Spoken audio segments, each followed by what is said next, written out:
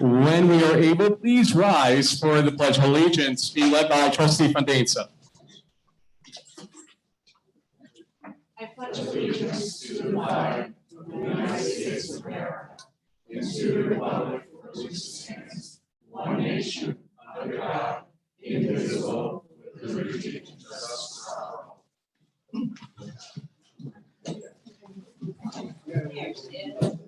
Timing could have been any better for Carla, our attorney. For those that are not aware, Village Attorney Carla Bittner to my left.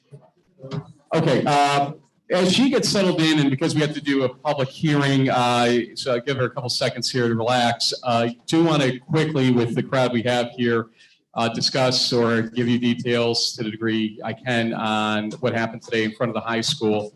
As many of you heard, a female, I believe 14-year-old student at the high school was involved in a pedestrian hit by a car accident and was medevaced, I believe, to Albany Med.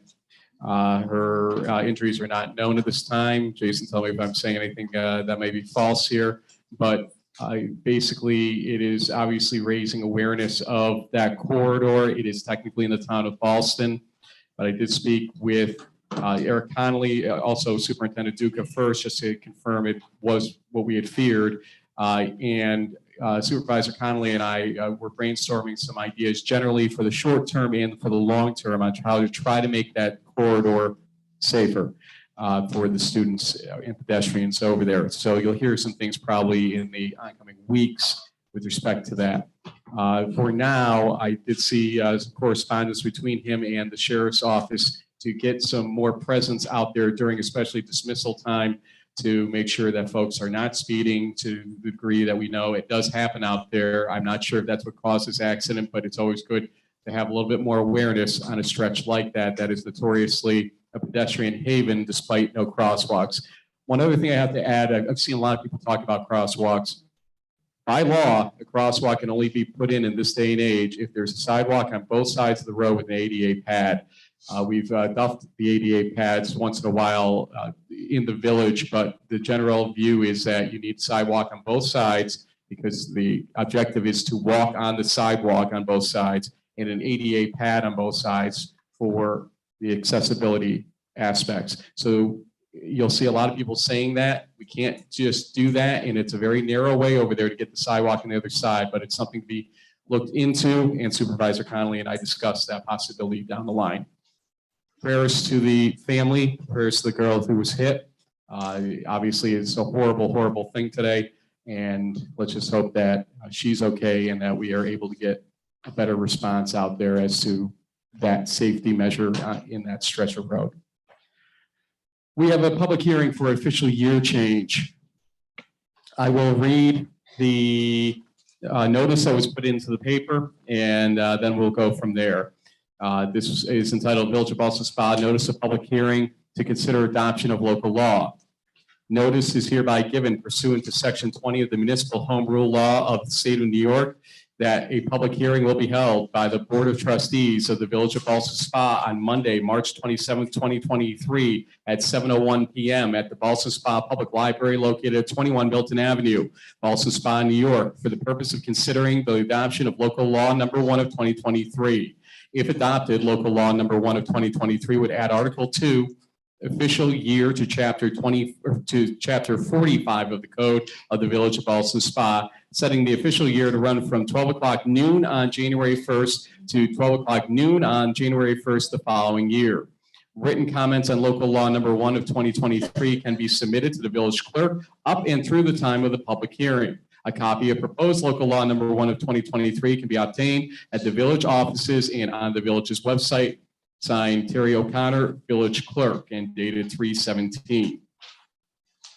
Having stated that, in case it wasn't kind of self-explanatory, again, this is part of what we were doing from last year to move the election to the normal November cycle, with the taking over date basically being January 1st after the election for the elected officials. We also need to make the official year to correspond with that, and that is what this public law would do.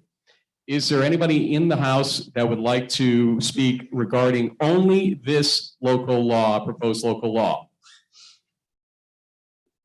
Yeah, we knew this would be an exciting one for everybody to participate in. Is there anybody on Zoom that would like to raise their hand to speak about this public law only?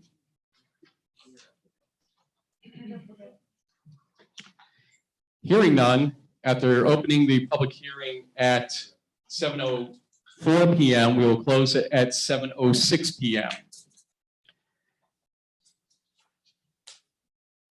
What next, Rachel? I apologize for being late. Now you'd have to go through seeker.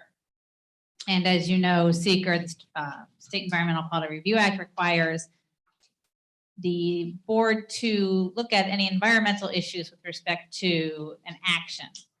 I know it makes no sense because you're adopting paper, but this is under the law, so we have to do it. So what you have before you, and the board had emailed to them earlier, was parts 1, 2, and 3. Part 1 just says you're the lead agency on this unlisted action, which of course there's no other agency involved here. Part 2 has to be completed by the board at this meeting, as does part 3. Part 2, if I can ask the board to look at it, there are 11 questions on the short form. The 11 questions, we can do this one of two ways. I can go through each question and ask whether the board believes it to be a no or small impact or a moderate to large impact, or I have taken the liberty of identifying that it would be no or small impact. And if you have had a chance to review it and you agree with that, then I can just ask if you agree with that. Boards do it differently. It really depends on this board's desire. If this was a real environmental impact, I would say maybe we should go through it. I think we all agree that this is not an environmental technical impact for part 2 to really rear its head in. So I would advocate to just do a bulk. Do we agree with every answer of no or small impact may occur? Yeah, that's fine. Okay, so then if you turn to part 3, part 3 is your determination of significance. That's based on your answers to part 2. The only real time you would ever have a determination of environmental significance is if you decided that one of those questions, the answer was moderate to large. You did not decide that. So ultimately, part 3 basically says you have not found any significant environmental impact and you wish to issue a negative declaration. Is that the board's desire? Yes, it is. Okay, so at that point, your seeker review is done.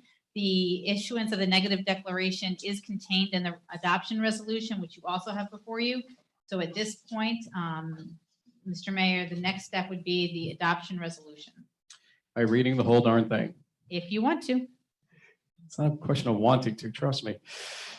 I'm happy to read it if you want me to read it. I got this. Okay. But can I get a motion to approve the resolution as reads? Resolution, Board of Trustees, Village of Ballston Spa. Subject, adding Article 2, official year to Chapter 45 of the Code of the Village of Ballston Spa, and dated March 27, 2023. Whereas the Board of Trustees of the Village of Ballston Spa Board is considering the adoption of Local Law Number 1 of 2023. Local Law Number 1 of 2023, as proposed, adds Article 2, official year to Chapter 45 of the Code of the Village of Ballston Spa, setting the official year to run from 12 noon on January 1st to 12 noon on January 1st the following year. And whereas the board finds that the adoption of Local Law Number 1 of 2023 is in the best interest of the village and it is necessary to provide for the health, safety, and welfare of village residents and property owners. And whereas the board finds that the adoption of Local Law Number 1 of 2023 is necessary and proper exercise of authority by the board, and whereas the authority for the enactment of this local law is found in Section 10(1)(1) of the Municipal Home Rule Law.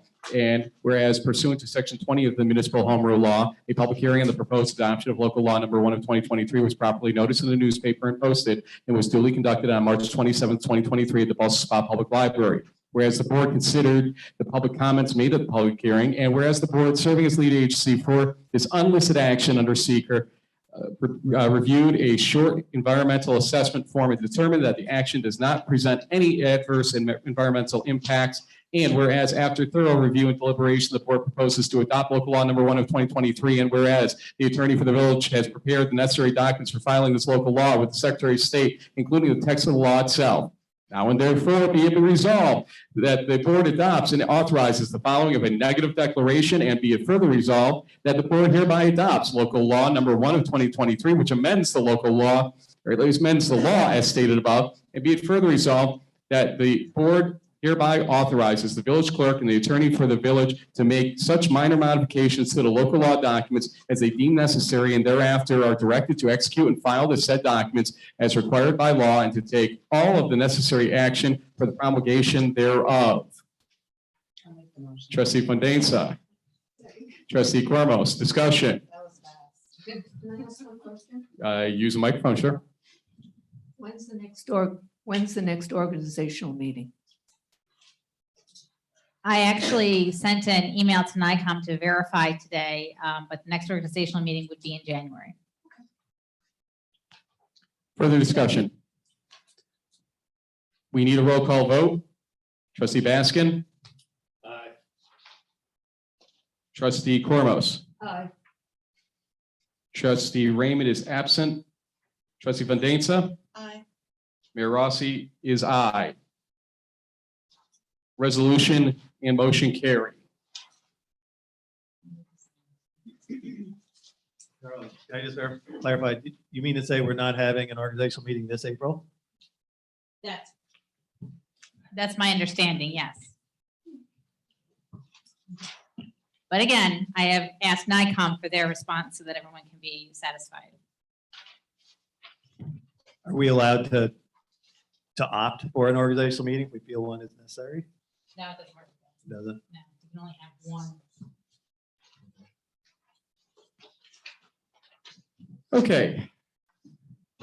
Looks like some of you are here for something other than a mundane meeting of the village board. I don't know what's going on around here. Perhaps I should get my agenda out and see, oh, it's time to talk about Woods Hollow.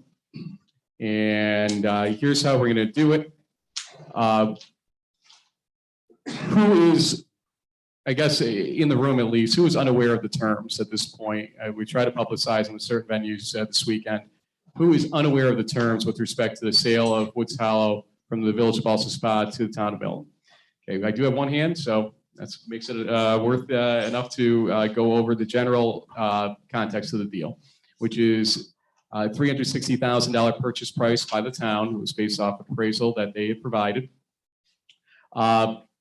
They will cover the fact that we were in a contract with Lumac to take down trees for forest management purposes. So they will cover a termination fee that we'll have with Lumac under that contract.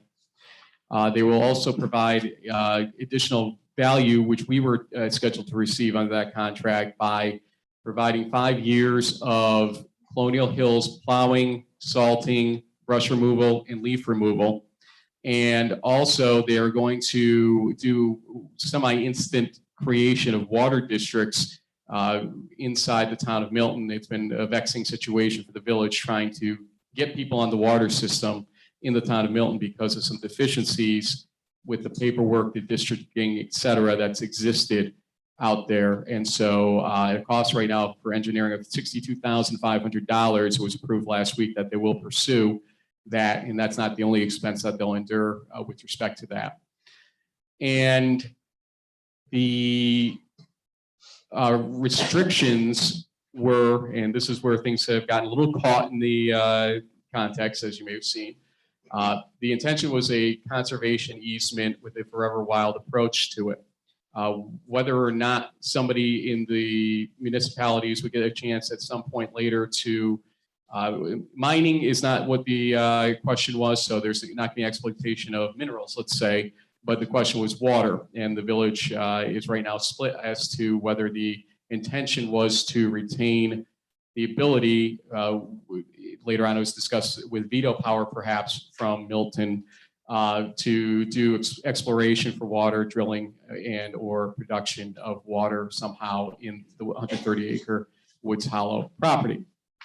In addition, there were a couple other things with respect to income split for the next 5 years of any forest management done of 50-50, and recognition by Milton that there could be, and with the cost of living, maybe should be, an increase in the amount that is given toward the library, which I believe is $40,000 a year currently, and the swimming pool, which is $16,000 a year currently. So I believe that hits most of the key points. Anybody here want to add anything? Let me know. They did it by memory, so. You know how much woods, are they taking the whole woods down? Or? No. So we'll get to the public comments in a second, but it's a good question. The intention was when Lumac was going to do the deal for the Village Ballston Spa, and Jim Shad, I remember you spoke with Bob Rice personally about this, and got a good feel for what was going on. It was going to be about 1 out of 6 mature trees because of the fact that it's so dense and so overdue. It's been, we think, about 30 years since it's been done, that they need to take about 1 out of every 6 to take out the kind of standing dead or near dead trees, or trees that were directionally growing and creating other issues inside the forest. Milton will still, they state, do forest management. Jason Miller back there shaking his head yes on that from their highway department and grounds, et cetera, out in the town of Milton. But they want to do it slower and in a more sectional approach from what I understand from our negotiations and discussion. So it's not a question of whether or not forest management will occur in this deal. It's a question of when and to what extent at any given time it'll be done. Okay, thank you. No problem. I will not count that against your 2 minutes if you would like to. Oh, Frank, Yeah, sorry, Mayor. The other, you may not have mentioned that we will obtain rights of way to our waters. correct. We have a transmission line in there. And the transmission line comes from the upper reservoir that we have down into the community. And to access it, let's say it breaks for any reason, we still will require the ability right of way and ability to access that to fix it, because that's a health, life, and safety issue if it were not to operate at some point in time. Also, another point that Carla can explain is the property is considered parkland, public land. Is that true? I thought, Yes. yeah. So it's considered open to the public. So no matter who owns it. Okay, enough from us. It's time to hear from you. We have parsed this out. So this is a single topic public comment session. We'd ask you to stay on topic here in this one. There is another public comment session sometime in about 3 hours probably at the pace we'll go. But there will be another one coming up later for any topic. This is only on Woods Hollow and the deal generally, or the park or forest generally. Your thoughts are appreciated. You will be limited to 2 minutes. We have to stick to that tonight because of obviously time constraints. We have to get some village business done beyond just this later on. By show of hands, and people on Zoom this week, good time if you do want to comment to at least raise your hand. We will generally take the folks in the house first, then go to Zoom, and then come back to the house in case there's anybody. So Zoom, this would be a good time to raise your hands if you would like to speak. Marilyn? Folks, please be very careful of the cords, et cetera, over there if you're coming from that direction. Apologize.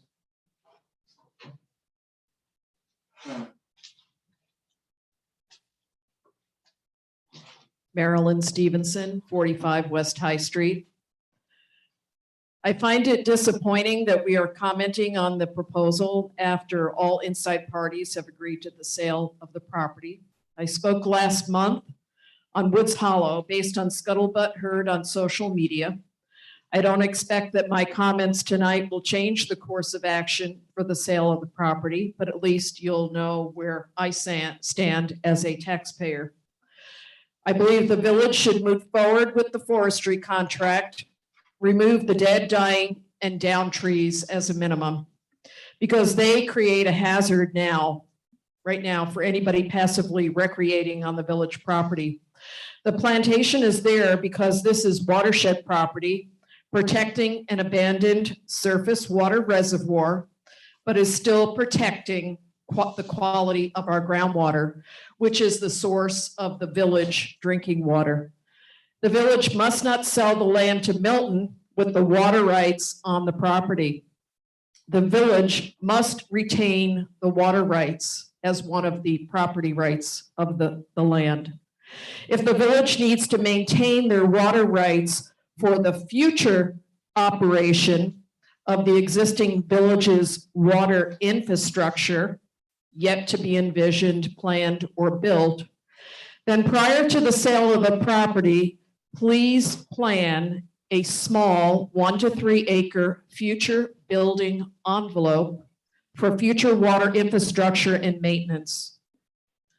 The village must not sell the land to Milton with the development rights on the property, except for the future building envelope acreage that I just mentioned previously to maintain the village's water rights.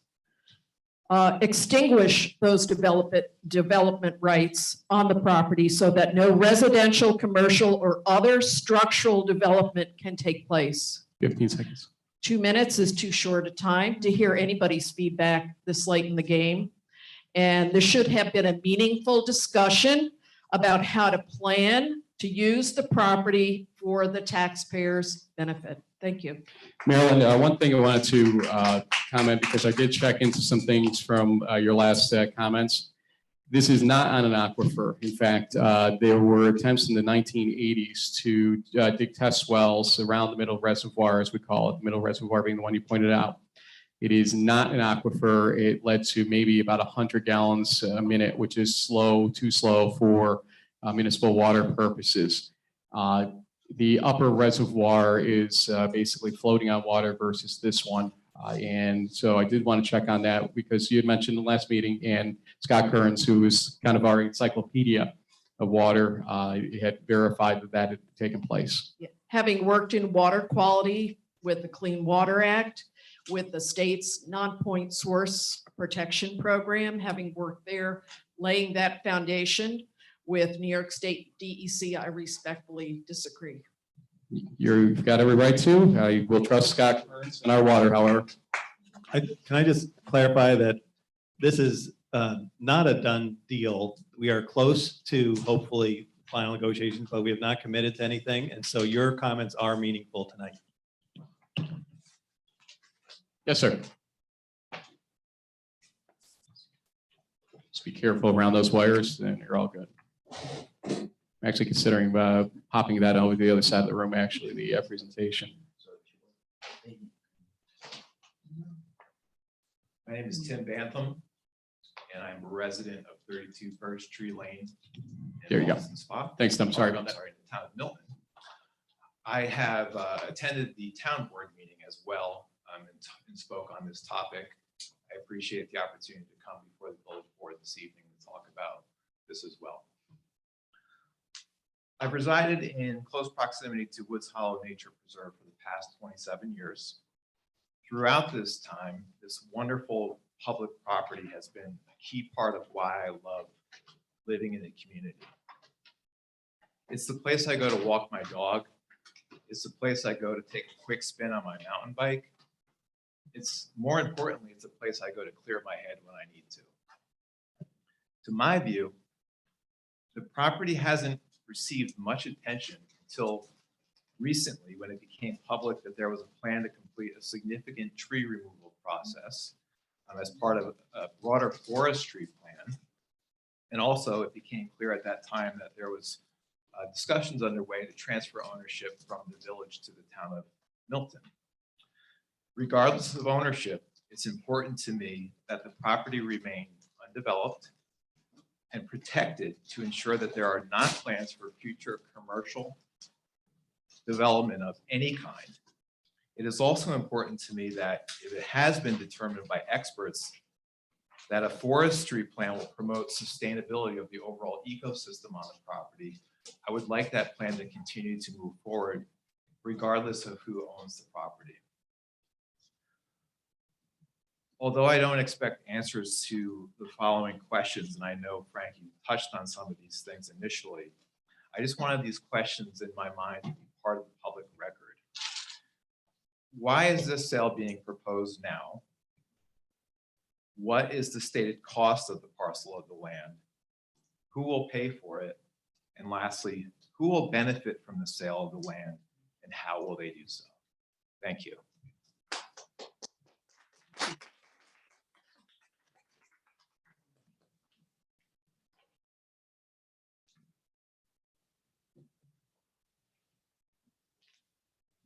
I want to dictate those real quick and just to a couple of them, as you said, were touched on. So in this for me is as much an informational in both directions. So why the sale now?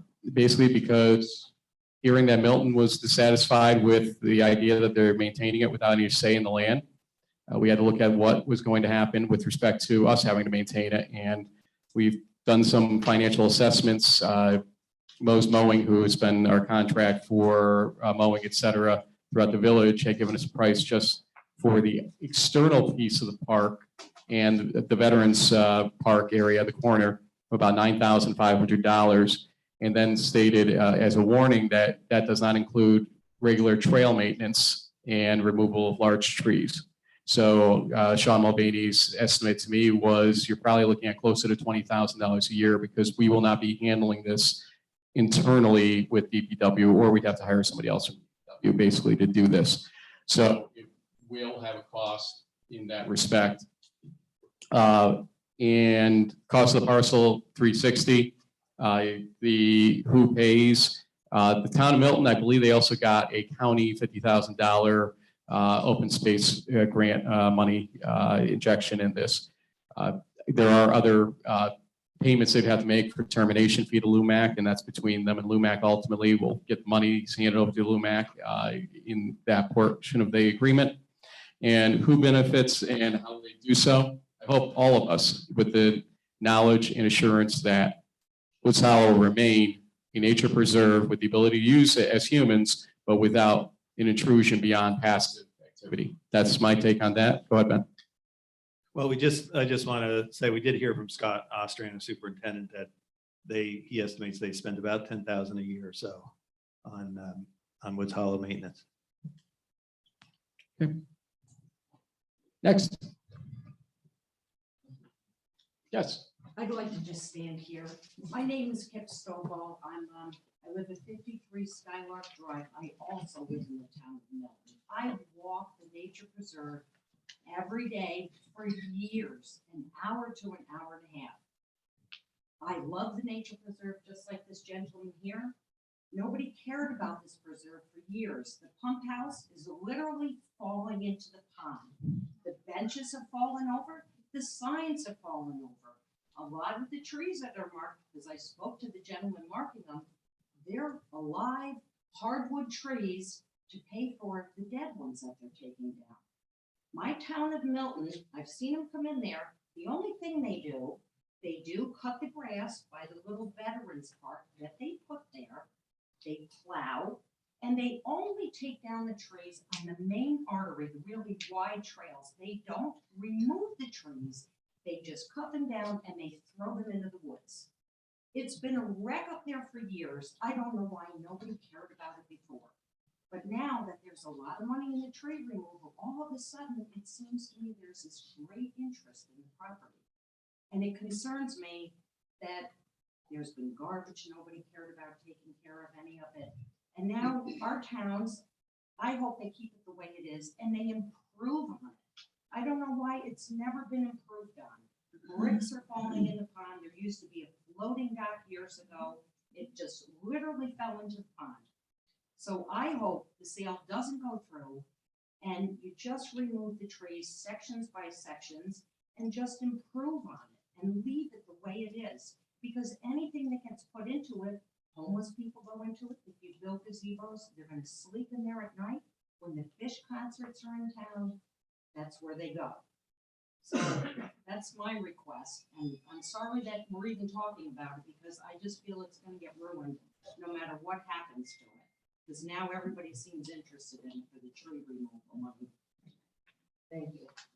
Jason, out of fairness, I know you oversee some of the maintenance currently. Do you want to speak to any of that? Out of fairness? This has just been the ongoing debate back and forth.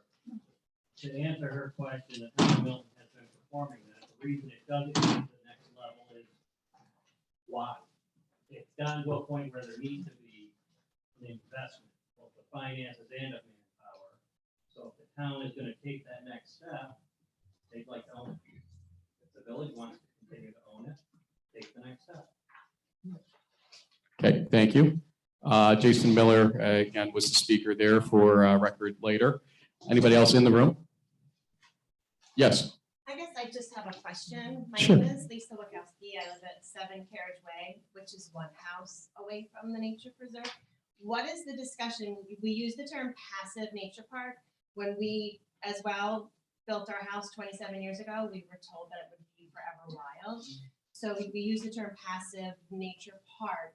What is the discussion about camping, picnic tables, pavilion? Can someone at least clarify that? You want to take it, Jason, or you want me to explain it to the best of my knowledge? Thanks. From our understanding after the Times Union article, which was a debacle to say the least, it was pretty much put out there as if the residents wanted something along the lines of the more exotic things like campsites that might be pursued by the town. The reality is that they're not looking to put campsites or any kind of water navigation. The most that they're looking for is a pavilion by the existing Middle Reservoir area, especially for people that need to get out of the rain, et cetera, and benches. One of the things that we would put for Forever Wild, with minor exceptions, obviously forest management would be allowed, motorized vehicles for maintenance purposes and for emergency response purposes, and also unenclosed structures. They may want to put a tool shed of some sort to maintain the ability to keep some tools there for maintenance purposes, which would hopefully help the maintenance generally that somebody was just speaking about. But that is what the discussions the last couple of times we sat down with Supervisor Ostrander and Deputy Supervisor Kerr were, and that's what I've got for you on that one. So are those things that would be conditions of the sale, that it would remain forever wild and that there would not be campsites and things like that? It wouldn't be developed in that way. That was thrown out there as an idea that residents might want that. Which Right. in my mind, It really depends on what stipulations you put in a conservation easement. One conservation easement isn't the same as another. So you put the restrictions in that, and the conservation easement goes with the land. And so it's in perpetuity forever, basically. So that has yet, the details have yet to be worked out. And for myself, I'd like the whole terms of the basic terms of the contract, plus the terms that are in the conservation easement, to be decided upon, presented to the public, and then we decide. Because I think people should know and have some comment on, do you want this or don't you? I mean, there's been talk of campgrounds, which I think they're dismissing now, dog parks, other types of things that folks may or may not want. So I think it really should be up to the people to decide what they want in that park. No offense, it really is a glorified dog park as it stands right now. So, I mean, there wouldn't be much change in there.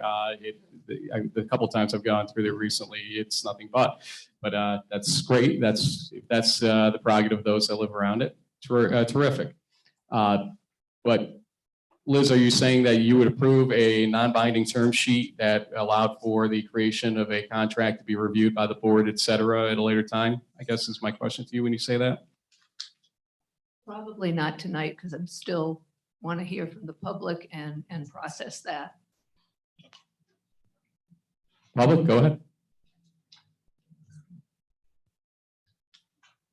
Jim?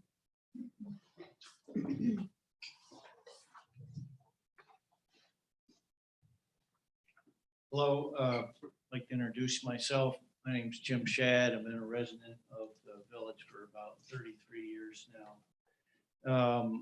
So as it turns out, I was quite involved with the creation of Woods Hollow back in the late 90s, working with Paul Oland and Mayor Romano at the time. So I'm quite familiar with the park, and I don't get over there as often as I used to, but still keep an eye on it, keep tabs on it. See the other woman's comment about, yeah, there's been a lack of maintenance over the decades, and I think that's something that needs improvement, regardless who the owner is. In regards to the proposed logging of the park, I had a chance to, just a little bit more about my background. I've been doing tree work for the last 12 or 15 years, and that's a far cry from my engineering. Couple career changes along the way. Anyways, I have not been involved with logging operations, but I've been around a few of them, had a chance to visit them and review logging contracts. And so I have some familiarity with that and the type of equipment being used.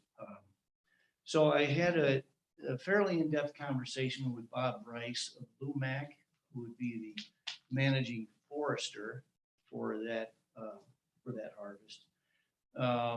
It was a good discussion. We had a pretty in-depth conversation, and he was able to explain to me what his objectives were in terms of forest management and the general health of the forest.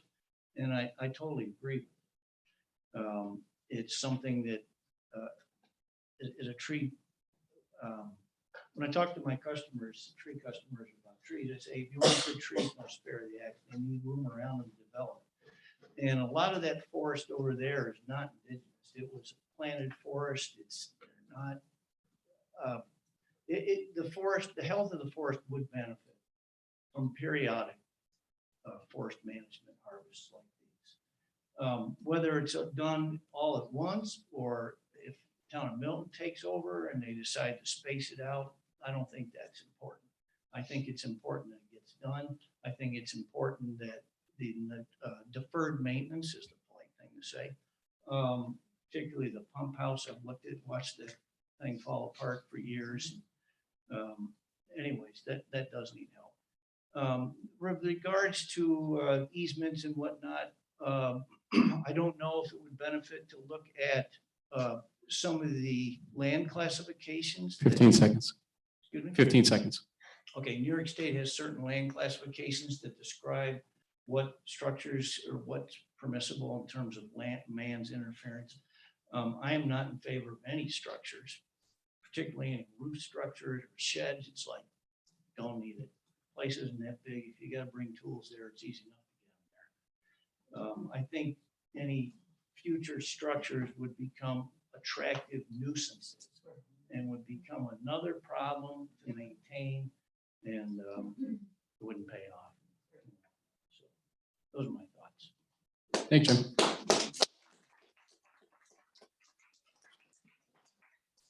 I think I've been called an attractive nuisance more times than I like to admit, but we'll just keep going.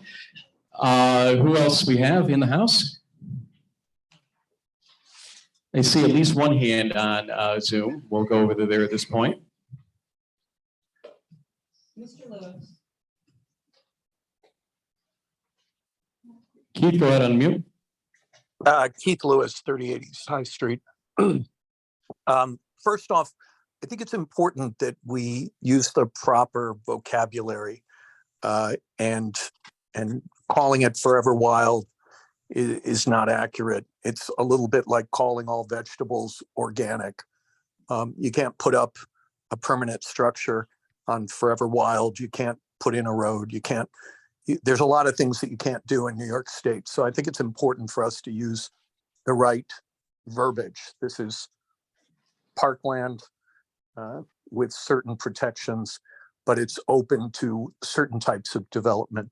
That's one.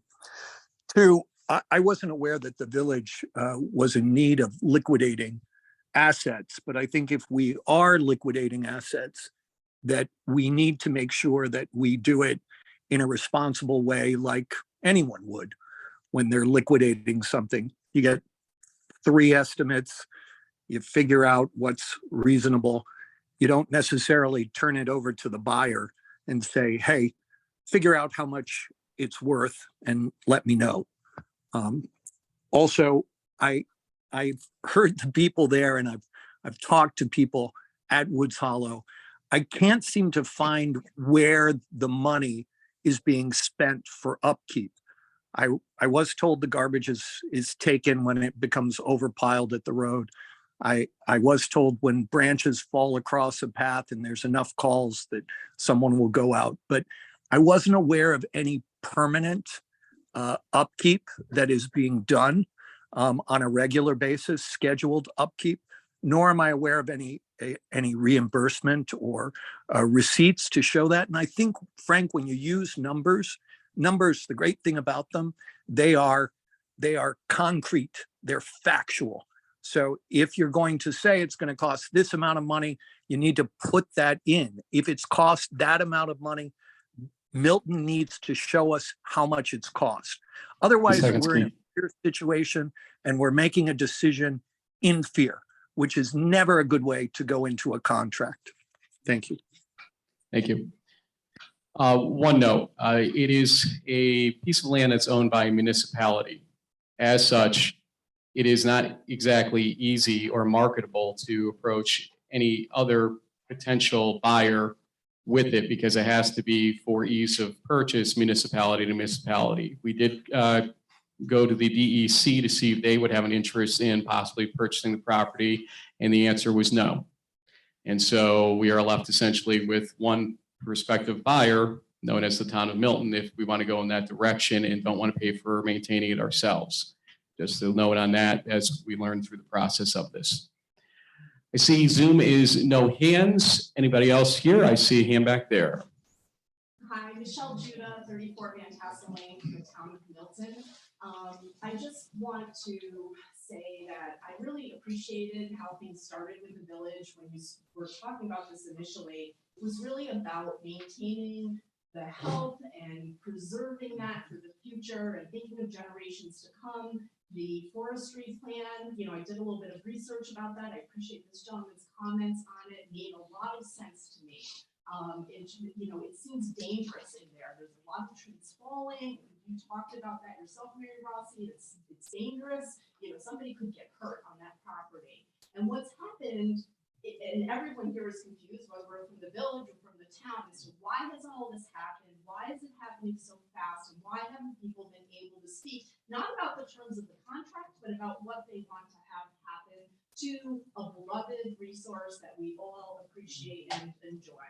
And it's pretty clear that there may be people around the property, from what I'm reading in the paper, who don't want the forestry plan to happen as quickly, but there's a lot of people in Milton who want to see that happen, or at least want to know from a professional that what Milton is proposing makes sense in terms of the forestry plan. They don't want enclosed structures, and you're selling it to them so I'm just begging you to go back to where you started with really thinking about how do we preserve this, and not just think about what we want for today, but how do we make sure that this is a healthy forest for generations to come.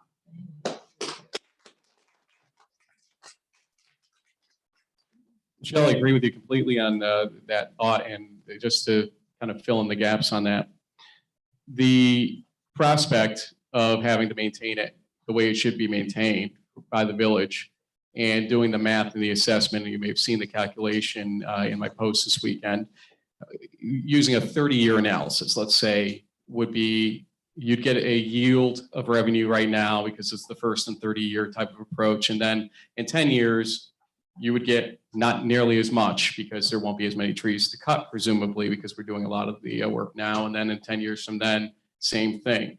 So the estimate I have, assuming somewhere in the middle ground of what the numbers we've been quoting, let's say $125,000 of revenue for the village, and then 40, and then 40 would be about $200,000 in the first 21 years.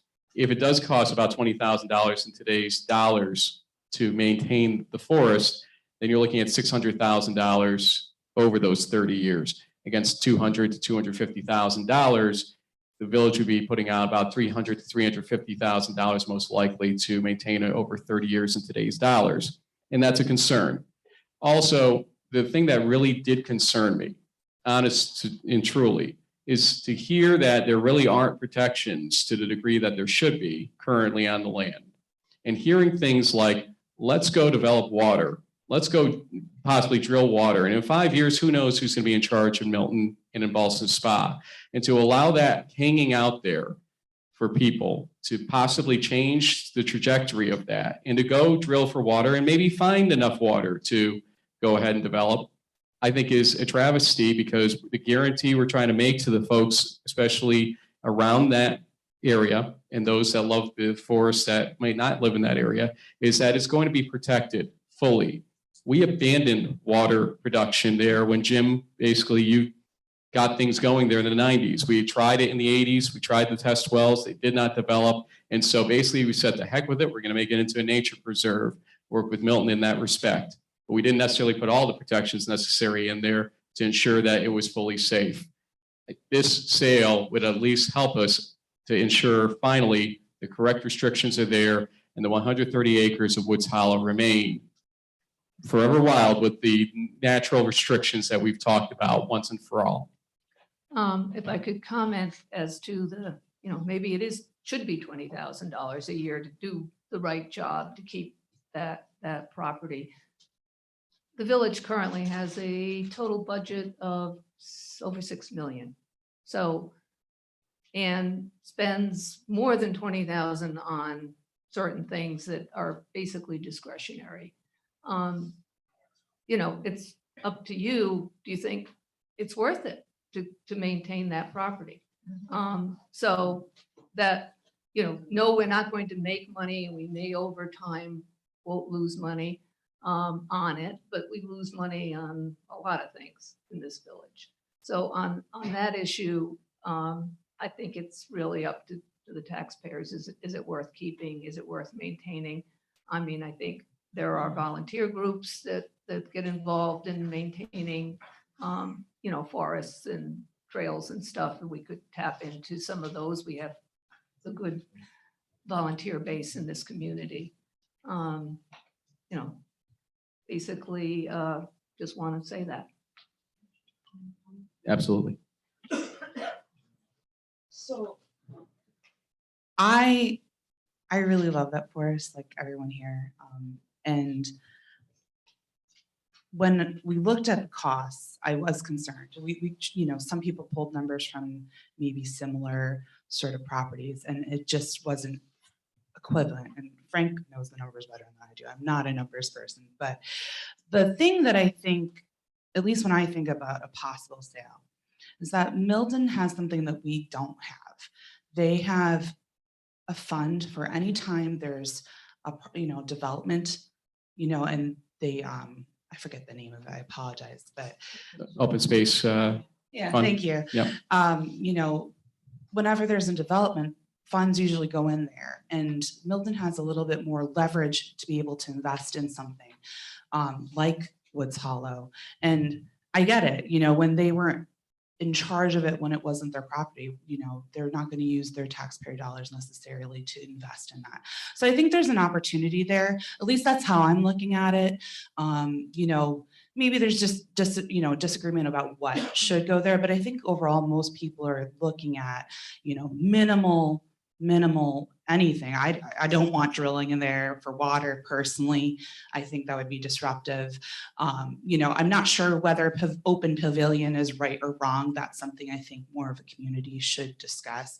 But at the end of the day, I think Milton has more ability to leverage funds that we don't in order to maintain that property, better. And now that this is on everybody's radar, we can all talk about that and discuss that with Town of Milton. So at least that's where I stand. I want to make sure everybody knows that we are all taking this very seriously. And at least from my perspective, that's what I've been looking at.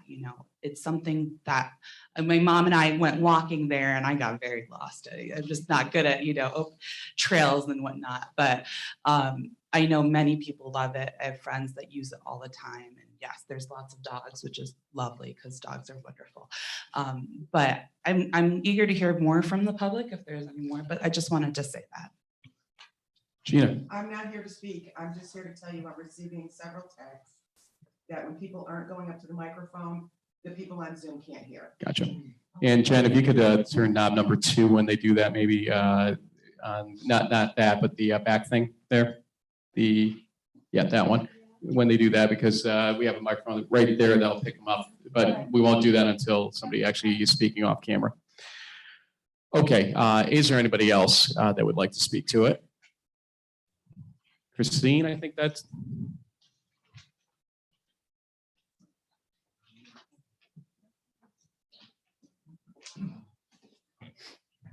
Christine Fitzpatrick, 31 Chapman Street, Ballston, Spa. I want to thank you, the board and actually members of the public. This is the most informative discussion that we have heard on this topic. You've all brought your point of view, not to mention your knowledge, which is significant. And I congratulate you, and I'm very glad that we're having this discussion, especially considering that there have been some of us who have been pushing for it, and now it's happened. I just want to point out that how useful this has been. I have mentioned the needs and the concerns that some of you have about it staying wild, about the water rights, and about various things that people were telling me.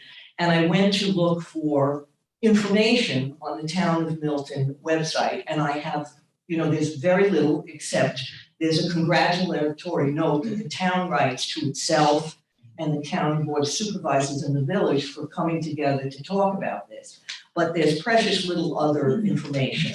So I called the town, and I got a call back from the supervisor, Scott Ostrander, who has said that many of the things that have been said here, including the fact that the village did dig for water about a number of years ago, and he stated that the town of Milton has no interest in seeking water or looking for a water source within Woods Hollow. So obviously, all of that is something that should be in the final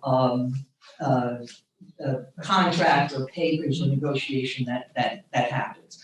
So I just wanted to mention that. He also mentioned Forever Wild, but as we have learned, Forever Wild is a very technical term, so we're gonna have to be very careful that when we get this finally stated, that it actually frames and states what it is that we all appear to be looking for.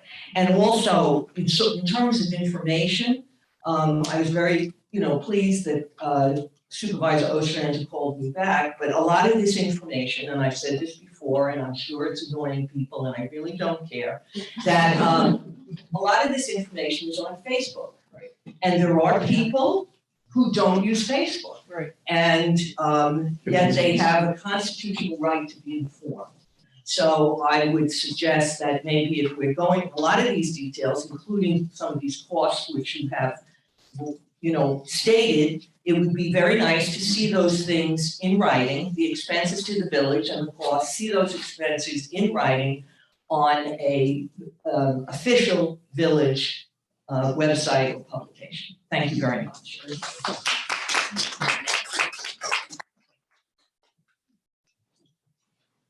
I'd like to make one comment about the water rights.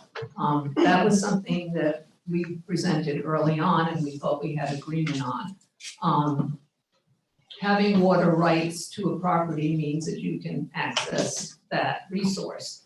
We have no intentions of sinking wells in that property at this point. But you have to remember, this is going to be forever. And in the town of New Scotland, where I came from,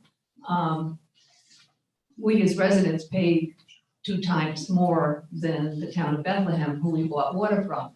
That water was on New Scotland property. And that is a very sore point. And that was a deal done in the 1930s. And it was probably a good deal at the time. They got some money. But if you talk to most people living in the town of New Scotland, say, why in the world do we do that? So that was the sort of basis for wanting the water rights. I think the suggestion to maybe take a piece, subdivide a piece for us where we could do that somewhere off, away from everything else. We are talking about 130 acres. It's a very big piece of land. You do something in a corner, it's not near a trail or whatever, it's not really going to impact folks. And it's really for the future. It's for maybe someday there isn't as much water, or particularly Milton is growing, adding, we've heard there's going to be another 300 houses in Milton, and we want to be able to provide the water service to those homes. Liz, I really have to correct the misinformation that's been fed throughout the last couple of days about what a water operation is or isn't. And I know, Ben, that you had a conversation with Scott Kearns today with respect to what is required with respect to a well. And that's just a well here we're speaking of. We're not talking about the pump house to get the water where it needs to go. We're not talking about the piping underneath to get the transport that'll take down a lot of trees to get the pathway for that pipe to be dug. Ultimately, even if it's only a quote quarter acre, there are rules and laws about radii that are imposed on creating safe water to protect the source. And you would be taking out a lot more than a quarter acre. You could be taking out as much as 2 to 4 acres, depending on what you are protecting it from, not necessarily just humans, but also sewage, et cetera. And so this is not just a little dinky quarter acre scenario. This could actually affect the entire operation of the forest, depending on where it would be located, if ever was located. And again, the idea here is to create not just a sale, but certainty to the residents, certainty that we're not going to do something in 5 years, 10 years, or whatever, because I won't be sitting in this chair in 5 or 10 years, folks. I'll tell you that right now, flat out. Love all of you, but probably not going to be the pathway for that long. We'll see what happens next. We'll decide in the short term, though. But that's not something I want to let others dictate when we have the opportunity right now to once and for all say, let's protect Woods Hollow once and for all. I'd like to see. Sure. No. All good? Okay. Hi, everyone. I'm Kristen Icolucci, 24 Chapman Street. Wanted to thank you again, trustees, for dedicating time for this important discussion. I think it's important for all of us to hear each other out and hear all of the trustees prior to finalizing this deal. I'd also love to hear a public discussion about other topics like the Saratoga County offices moving out of the village. I think that would be a benefit as well. So I wanted to come here too. I read all of the Facebook statements that you posted.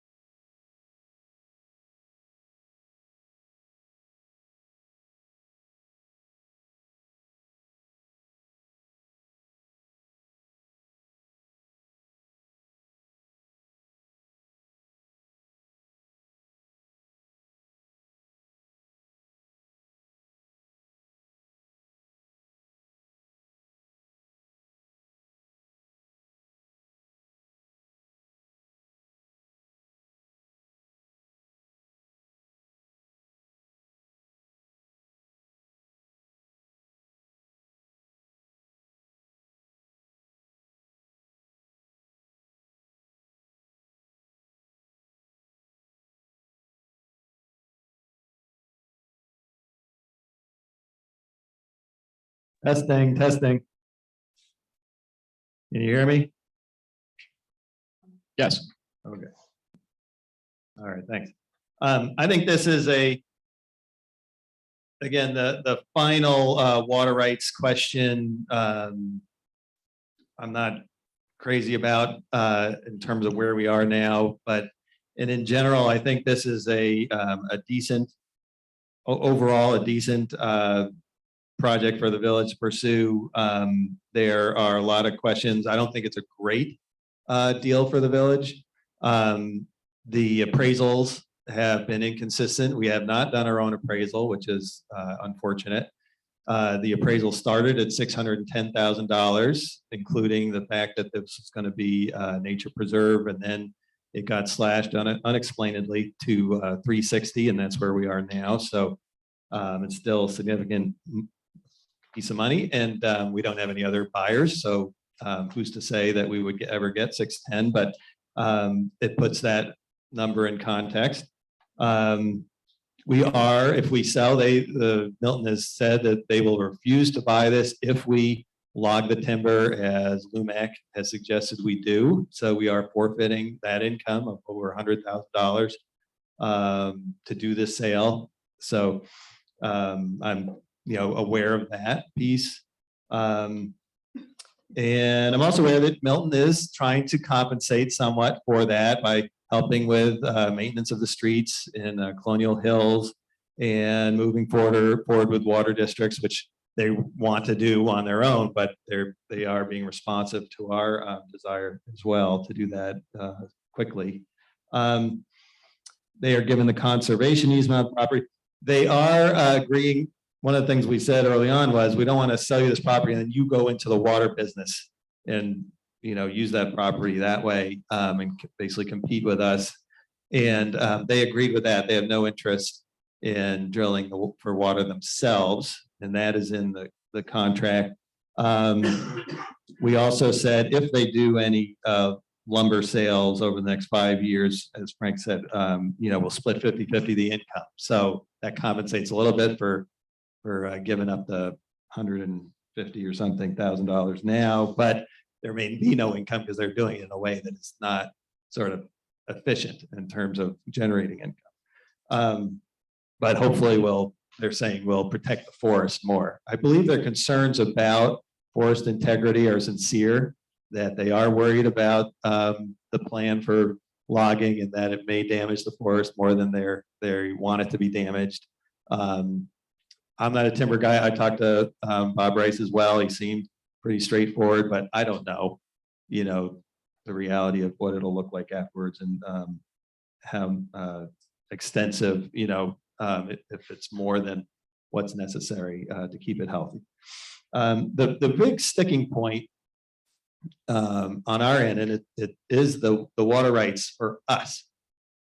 The terms that were written actually said we will maintain our water rights, but then it says neither party will have access or sell the water. And so it's not consistent, because if you have water rights, you have rights to that water. And none of us want to drill there. But if in the 50 years, we're not planning for the next election, we're planning for next generation. And if at some point in the future, as the population grows and maybe some other wells dry up and maybe there is water somewhere in there, who knows, to leave that pathway open. And we tried to make it acceptable to Milton by saying, how about Milton, you decide if we're able to drill for water. Like that'll be your choice. And so it's, they have total control of that, but that still wasn't enough for them. They wanted no one to ever drill for water. It is my understanding that, and I've seen the different wells around our village, that you can have, like the Geyser well, for instance, it's like the size of a 1-car garage, and the fence around it is like 50 by 70 feet, and it's surrounded by woods, and it has a low hum to the building, but goes away, within a number of yards, and so that's, you're right. I don't know. We don't know exactly how extensive we would need to do things to get water out of there, or if we could ever get, this whole point might be moot. But to reserve that possibility was important. It is significant to give away your water rights. Like that has value to the village. And so that's been the one sticking point. But in general, I'm okay with this sale. I'm, it would be nice for Milton to take care of it better than it has been. We can use the funds and we can apply them to parks inside the village. And it just feels like it sort of is part of Milton, because it's all the way up there in Milton. So, it does make sense in that way. It's just that one sticking point of water rights that, for me, I'm still trying to figure out where to go with that, if we can't go anywhere. One note before Liz jumps in, and that is about 610. What did happen was we presented them the resolution from 2002, I believe it was, that essentially undercut the usability and ideas or abilities for use of Woods Hollow to a certain extent. The other problem is pointed out online is that using Boyhaven as comparable isn't exactly what I would call a fair comparable, because Boyhaven was different. Boyhaven went in 2 different transactions at basically around $3,300 to $3,400 an acre. And it was a asset holding piece of land with buildings. It had the waterway for canoeing, et cetera. It had forestry operations possible, campsites. And so it was a different animal. That these are all things that are not done right now and would not be done in Woods Hollow. And so also it was not owned by a municipality, which does degrade the ability to transfer the property. As such, the $2,769 or thereabouts an acre that this represents is probably in line with what the Boyhaven transactions would suggest on a comparable. So I don't see how 610 was even remotely ultimately possible with the limitations if we're using Boyhaven as the comparable on this, just as a note. Liz? Well, let me just respond to that quickly, Liz. Sorry. So in my opinion, that appraisal was very well done, very thorough. It didn't just rely on Boyhaven, but a number of other properties. And it also took into account that this property would be restricted to parkland forever. So to me, it had a lot of credibility, that 610,000 number. And so the 360 did not, was never explained why that came in later in a 1-page addendum. So anyway. Also, I believe the land that they put in the appraisal was not the Boyhaven with the buildings. It was the piece they sold to the state. So I think. Yeah, that is correct. No, 2018 was John Munter in the entirety, so it actually had the asset. Well, anyways, I think one of the things that we asked for originally was an appraisal of our own. And the mayor came back and said, well, we can't find anybody. There are appraisers down in Albany, maybe not in Saratoga County, that do this work and have done it before. It costs a couple $1,000, but you can get your own appraisal.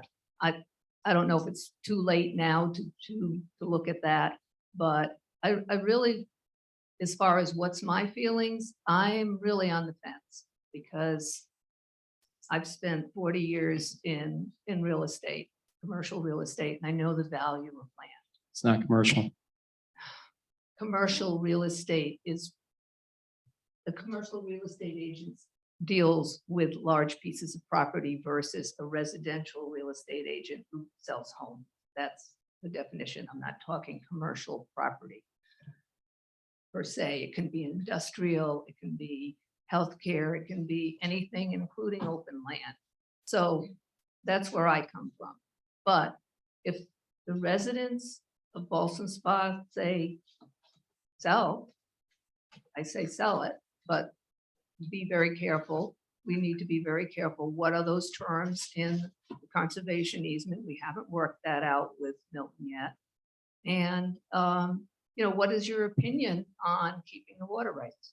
I want to hear from the folks who own the land.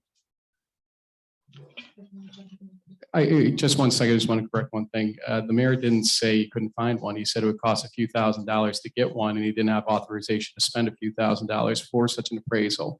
Milton also stated they were not going to pay a penny more than the 360, and so it made a future appraisal moot if we could determine that 360 was a fair price at that point in time. Go ahead. Just to clarify a little bit about the portion that was sold Boyhaven to Munter, he was able to realize commercial use out of it. They're running a children's campsite there. So again, it's kind of a false equivalent. But just wanted to clarify that. And yeah, that's it. Just add one more thing. Sure. Sorry. I may not have made it clear, but everybody wants to keep it as natural as possible. We all want to keep it a parkland and forested. Nobody's interested in developing it. So you can rest easy there. Nobody's talking about developing it in any significant way. So there was talk about a pavilion. Pavilion can mean different things in different parks. It could mean a parking lot, could mean trash receptacles and fireplaces and bathrooms.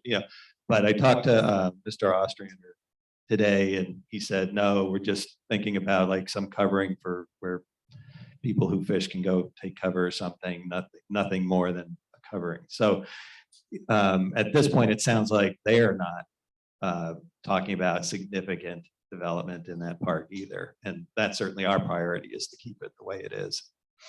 And just to, again, I have to interject on that, because a forever wild type of conservation easement with exceptions for nature preserve purposes that accepts motorized vehicles for maintenance and for emergency response, you wouldn't have a parking lot inside there, because that would be a banned use. You could have a parking lot on the exterior as it is currently, but the whole idea is that when you're writing a conservation easement like this, you're making sure that we're not putting things like that in there, except for people that absolutely have to be in there with a motorized vehicle of some sort. So that's I'm not sure why you would have assumed that, but just to be clear to everybody, the conservation easement being considered here would not allow such a thing inside of there.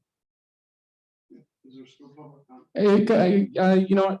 Just I had envisioned this going probably about 8:30, so we still have time. So let's go for it. Right, you can probably speak to that.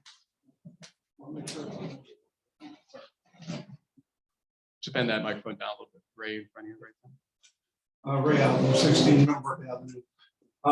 Just wanted to interject that when I was the director for Community Emergency Corps, we were buying some municipal property up on Geyser Road from the town of Milton. Town of Milton did their own appraisal on the property, and we decided we wanted to get our own from one of those Albany surveyors or whatever they are, appraisers. And it came back that there was about a 2.25% difference in their appraisals. So in this case, if that was the case, you're looking at probably less than $10,000 difference. So just wanted to interject that. Thank you, Ray. So another hand. Just a quick question. Will the terms of the easement, the conservation easement be made public before the deal is signed? All documents like this are FOIL worthy and would obviously be considered in front of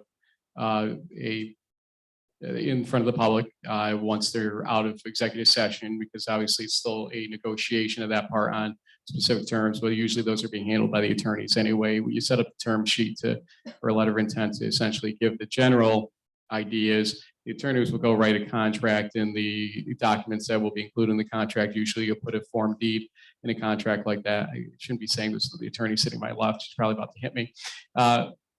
But Yes or no? but so I'm giving you the rundown. I'm giving you actually more information to be transparent about it, Kristen. So give me a moment.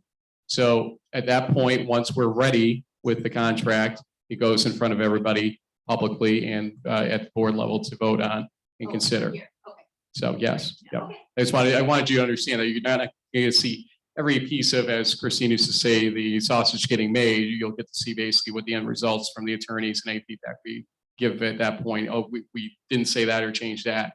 Then once we're ready, basically pull the curtain back on, you'll get to see that. Okay, and that's expected in the next few months, or? I think that's the general goal. Correct me if I'm wrong, if that were to move forward.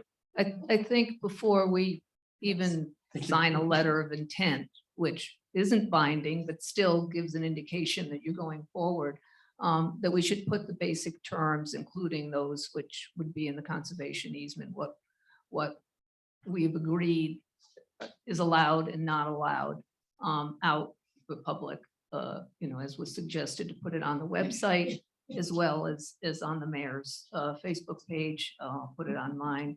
But I think it needs to be out there and the period of time left for people to say, that's fine, we agree, etc. Selling a major asset is a big deal, and I think it needs public input. I just had one quick question. You said we've all seen logging trucks. Are we going to be expecting gigantic logging trucks in there?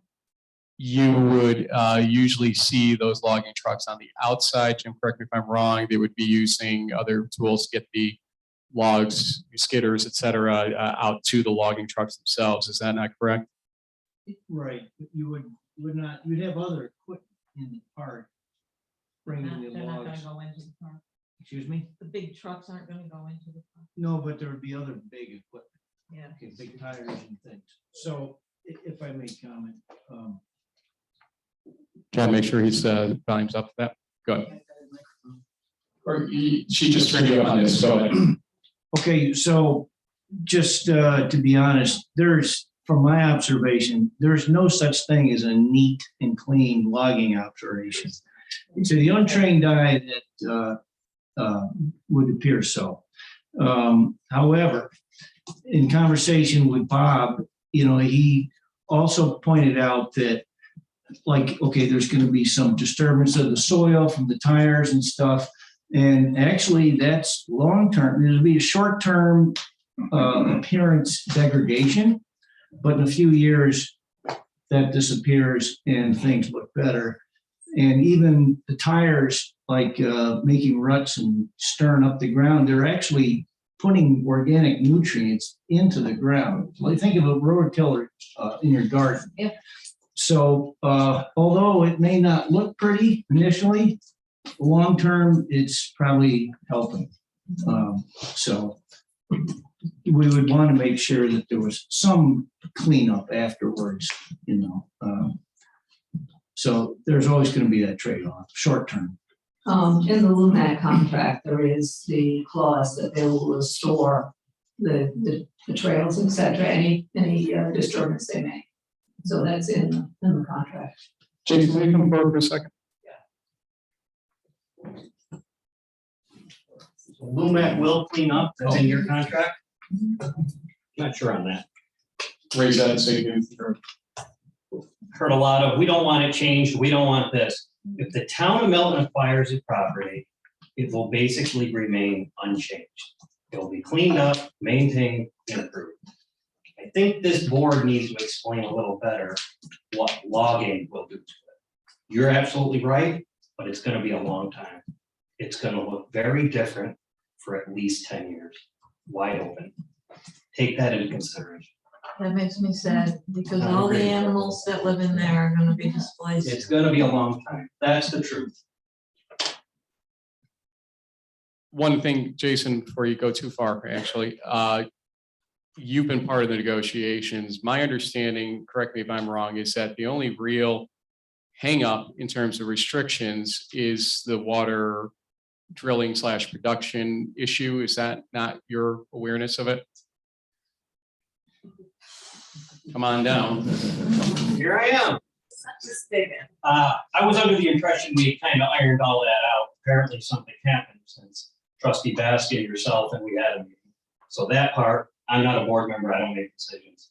I will be doing the work. There isn't going to be any pavilions, there isn't going to be any major construction. I don't know where that came from.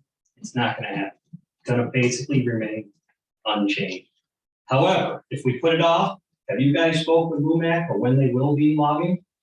The last time I talked to Bob Rice was on Friday evening. He'd spoken with Liz and then afterwards checked with, he has 2 crews he would normally use. One crew stated they would not be able to do it until into 2024.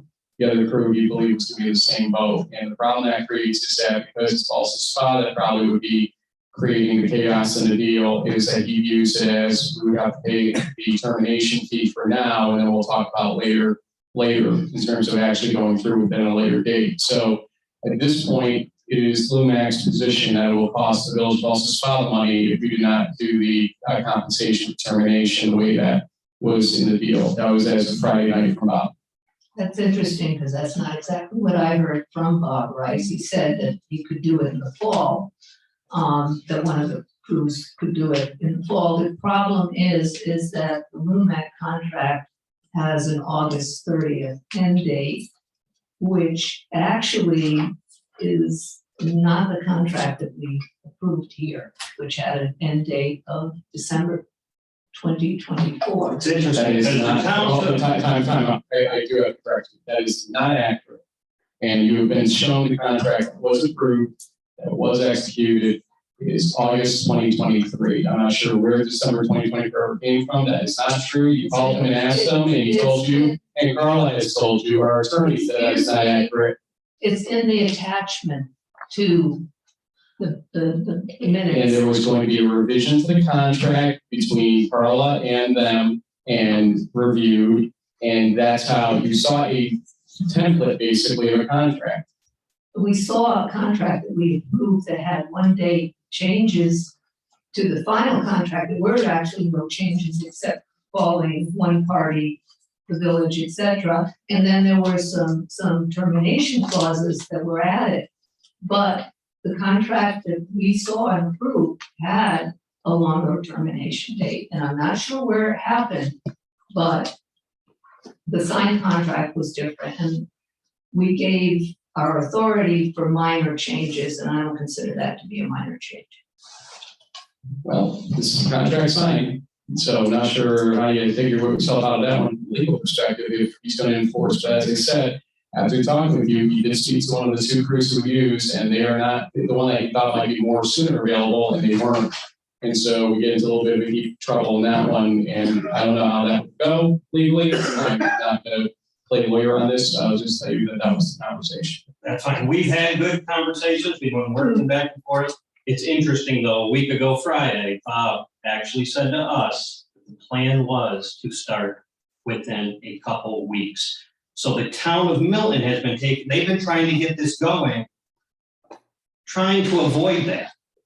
Now the town board is taking heat as if they're trying to rush something. They're rushing it because they'd like to preserve it as is, as they see it. They were put under the gun because they were told by whoever from Lumac or the village that it had to be done or they'd be clearing it in 2 weeks.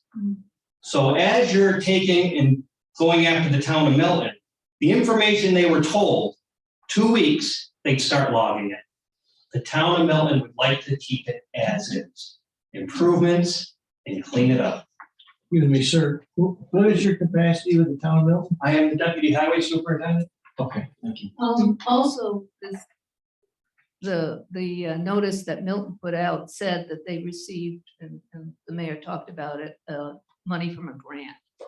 And I'm wondering how they applied for a grant for property that, they want to acquire without having agreement from us that we had an agreement. So, and also I would like to see that application to see what they describe, because that's what they're planning.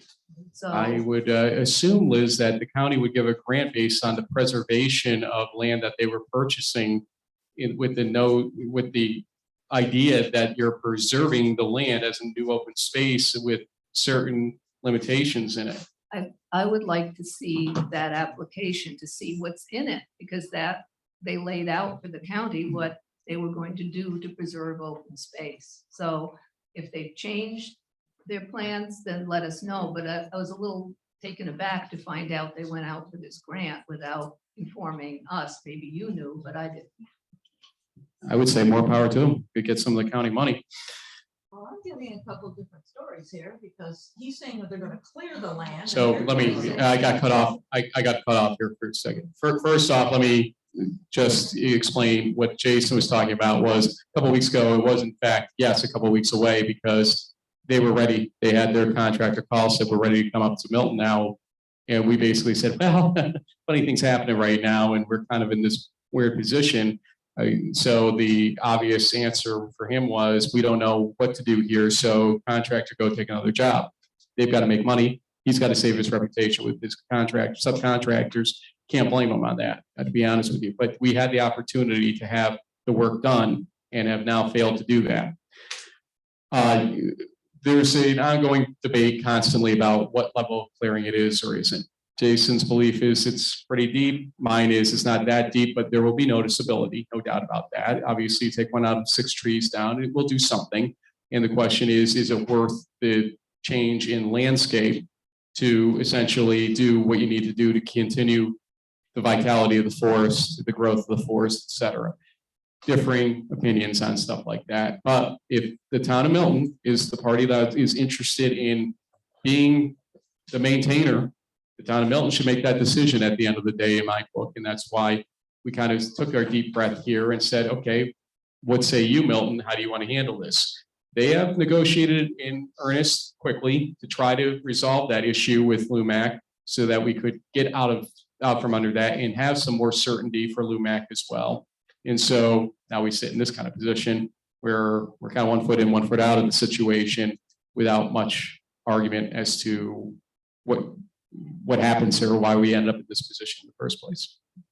No logging is happening in 2 weeks. No logging may happen for a year at this pace.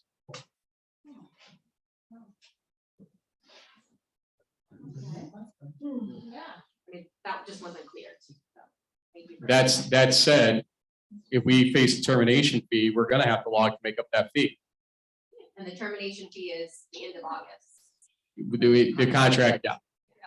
So we have till then, Yeah. So we either essentially, have the log or not. or we could negotiate an extension with him, which would not cost the full termination fee. It would cost us something. He's not interested in that if it's our fault. He was willing to do it if there was an earnest negotiation going on with Milton. He said on Friday, he said to me flat out, if this is the way it's falling out and he can't secure a subcontractor, one of his 2 that he would use for a project of this magnitude, then we'd have to face paying it. And then he'll talk to us later about what to do with it.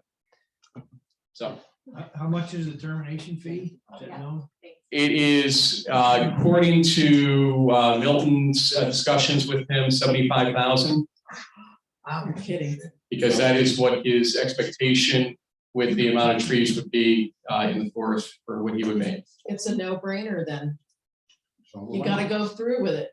And forest management is an important thing to do. We won't get to do it. We'll have to pay the termination fee first, Marilyn. That's what we're saying here. Now we're in that position to catch 22. Well, we'll verify that. But I think basically, if we don't sell, we'd have to do the logging to make the money. And, but if we do sell, we wouldn't log. So that's what's happening. If we don't sell, we'll probably end up logging. Yes, You want me up there or here? probably better.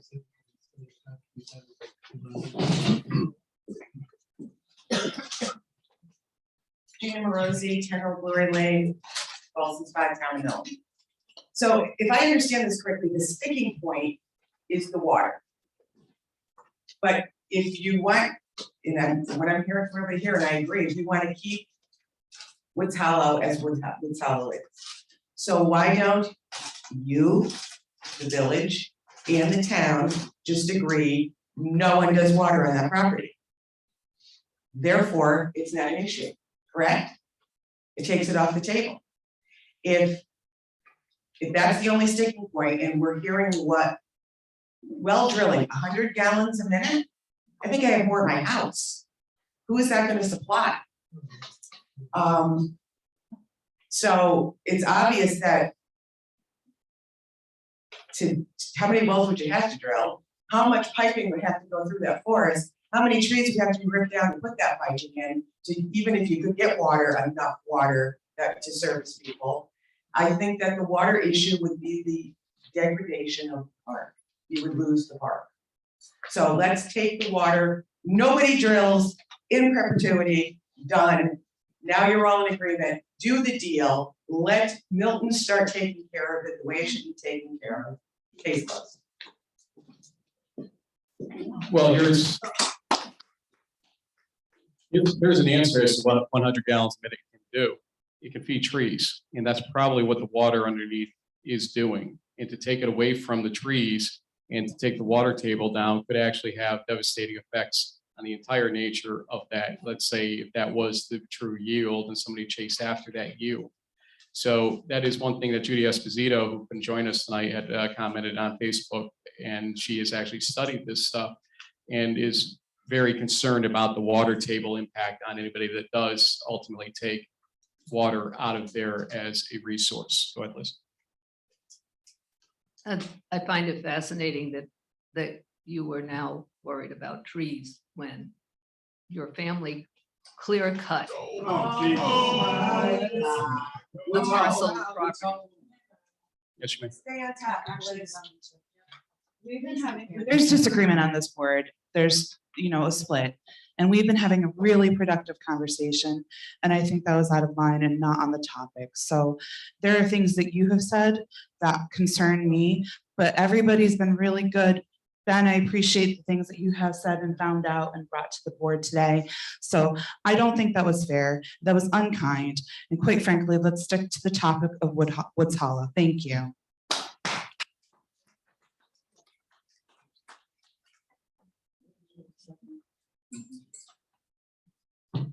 Okay, any last comments? Well, Kristen, yeah, go ahead. I think Gina's idea about taking the water off the table, is that something that could be put in the conservation easement and be made to the public before you sign the deal? Well, the idea was, and Milton's understanding was that the water was quote off the table in terms of use and development for everybody. So just again, and he's not here to defend himself, but Carlo was at the table, so was Jason for this discussion. We went in there with the question about preservation of water and mineral rights by the village. And the question by Jim Craig, who's the attorney for Milton, was, what do you mean by that? And Sean Raven was one who was directing me towards, that was kind of his idea. And Sean explained a little bit about, we want to preserve them, you should not mind, et cetera. And Jim said, oh, so you mean no exploitation by anybody in this situation? And Sean said, yes, that's where the understanding from Milton originally came from. And Jason is shaking his head, yes, that the intent was nobody exploits water and mining resources, mineral resources in Woods Hollow. That was also what we signed in the memorandum of understanding of, I guess there's debate as to whether everybody had read it correctly or understood it was in there. But it was in there when we signed it, I can tell you that, because we were the last people to touch a piece of paper before one got copied. So that was always the intent, Kristen, that nobody would be exploiting water and mineral resources in that situation. But we would lose our rights as the village to that water. It would be the town of Milton that would own the water. And even though everybody agrees not to do anything. No, it's essentially a nullity at that point. It doesn't matter who owns the water, because essentially nobody's gonna be able to do anything with the water in there. We're retaining water rights, and then the philosophy is, well, okay, to what use or to what end ultimately, I guess. And the answer is not to the end of developing it in the way that people are, I think, a little bit scared of. I'm worried about losing our water, right, as village residents, so making sure we've got a good deal. Well, right now we have the ability to pump 200,000 gallons a day, which is about, give or take, 750 million gallons a year. We pump in our worst year 300 million gallons. We are way below what our threshold is. Even if this 500 unit Salmon Scott project is provided water by us, that would up us by about 9% at most, which is about 27 million. We'd still be way under that number, just to be. I hear a lot of people talk fear factor on water issues. This is when I go to Scott Hearns, who's been 30 plus years in our water business here, to say, Scott, give me the real story. And he says, we're floating on water in the upper reservoir. It's like Saratoga Lake underneath there with the aquifer, and tells me the actual numbers that he knows exist. So just giving you the source. Giving up our water rights in this sale, we still would have enough water as village residents in the future? Yes. Okay, great. Thanks for that. So will the project then require a deed restriction on this property that neither municipality or any future owner in perpetuity will have no ability to access the water rights. Because memories fade, you know, when a deal is done, an MOU is not forever. It's a piece of paper that gets thrown into the dumpster. So a deed restriction ensures that, and if that is the case, that really needs to be communicated to everyone. That was probably one of the first things we talked about. I will hand it over to the attorney who kind of wants to talk. I have been very, very quiet on purpose. I've told the board my positions already. I need to address a couple of things, if that's okay with everybody. Number one, yes, Marilyn, Ms. Stevenson, there's going to be a conservation easement, which is the same as a deed restriction, which means there will be no development on the property. There will be no extrication of water by either side. That was one of the things that we discussed way in the beginning. That is in the memorandum of intent, which is non-binding only because it's municipality and there are certain procedures. A conservation easement, a deed restriction, however you want to couch it, is recorded in the county clerk's office. Right. It runs with the land, it is in perpetuity, you can't change it. So I hope that explains that to folks. Number two, everyone seems to be concerned, what about development? What about development? It is parkland. In New York State, dedicated parkland under the, I think it's actually called the Parks Law. They're really smart down there in Albany and how to terminate. If land is used as park, it is held in the public trust. What that means is the village is precluded from selling that parkland to anyone else except the municipality, which will be using it for parkland. Therefore, if the sale to Milton goes through, Milton is obligated under state statute to use it solely for parkland and cannot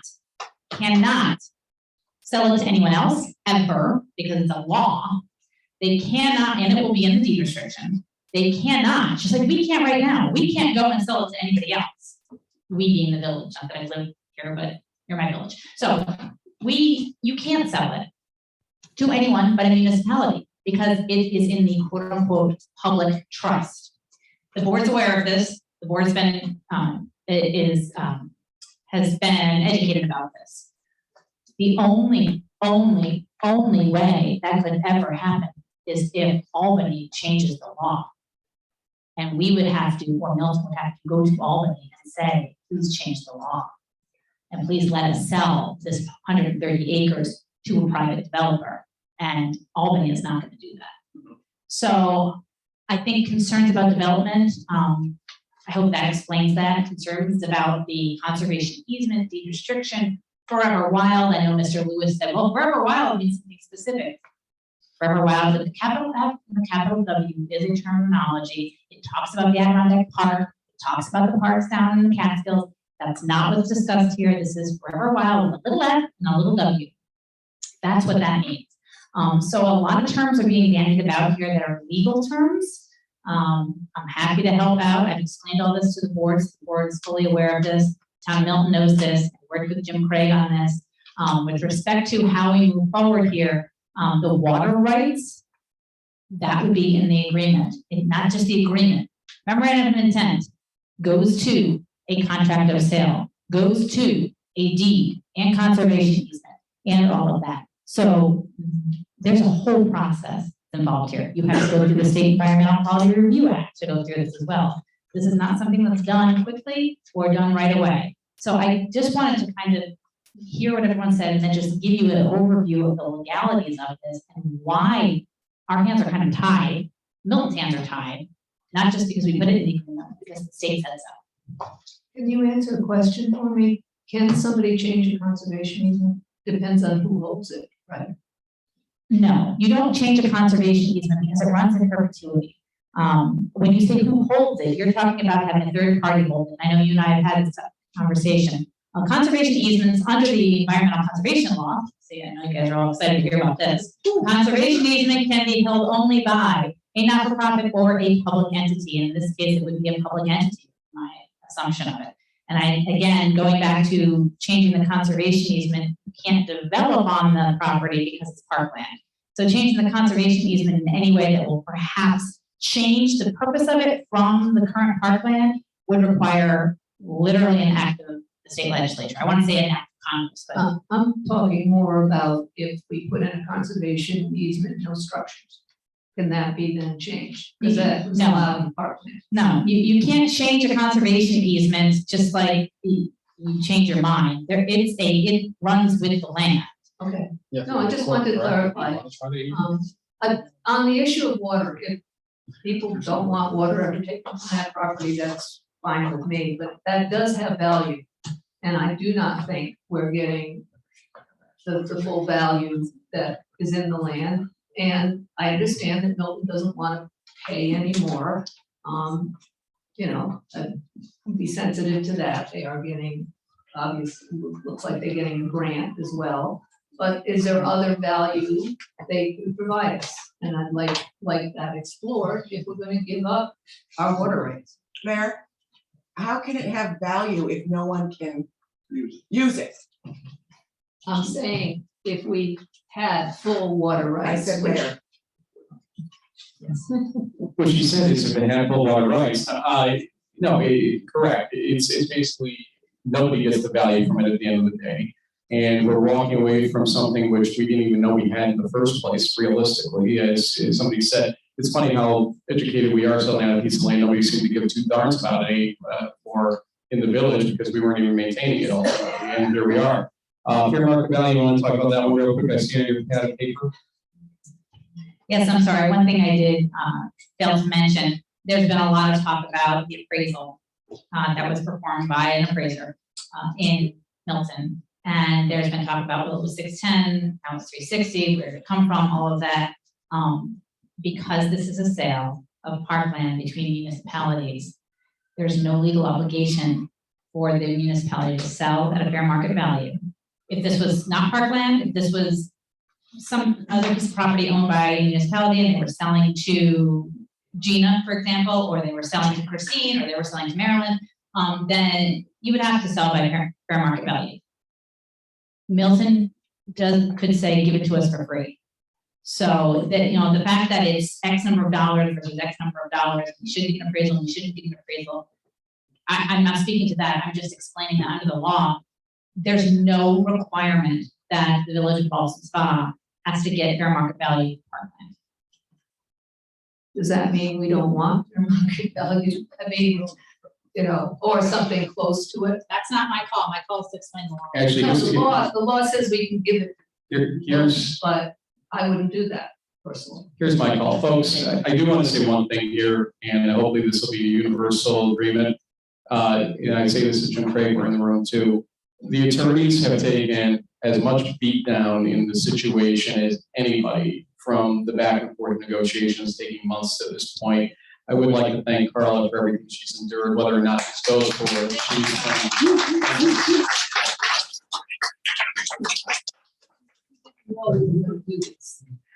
Where's the blame Milton? They won. Is it fair to say that the urgency in selling to the town now is due to the logging contract? Is that the urgency? That's one big one. Also, at this point, it's courtesy, I think, too, because we signed a memorandum of understanding after going through months of term negotiation. And realistically, it sounds like most rational people here agree with the idea that nobody doing anything with the water is probably the correct answer. Nobody doing anything with the minerals is probably the correct answer, because why do we want to risk the land at the end? That's the feel I got from Facebook. This thing tonight. There we go. That's the feel I got from Facebook. It's the feel I got from this room as well. Turn up number 2 if you want. Not that, but the other one. Yeah, it's up there. Okay. But anyway, that's the feel I think that comes across in both. And I would ask the board to move forward with a non-binding letter of intent with the town to start the process. And as we said, there are other hurdles to clear with respect to writing the contract, the deed, the restrictions, et cetera. But as Marilyn, you heard now, there will be deed restrictions of a conservation easement that will run with the land, as you know, that runs in perpetuity. I prefer to wait and present to Milton the restrictions that have been talked about here, which they maybe agree to those or not, and then sign a letter of intent. I think Jason said that we had everything but the water basically at this point. Jason, you back yourself? Start to renegotiate now? No, I'm just saying, if that term goes away, I don't see where there's a disagreement at this point with respect to what was signed. Because we don't know with the stipulations that we're going to plan to put into a conservation easement, whether they agree to those or not. We haven't gotten down to that level yet. I think I'd like to see the whole package agreed upon and then put it in front of the public. Well, hold on, go ahead, one second, I just want to say, Jason, to think about while President speaks here, my understanding was, again, a further wild approach, essentially with the following exceptions, which was motorized vehicle usage only for maintenance purposes and for emergency response.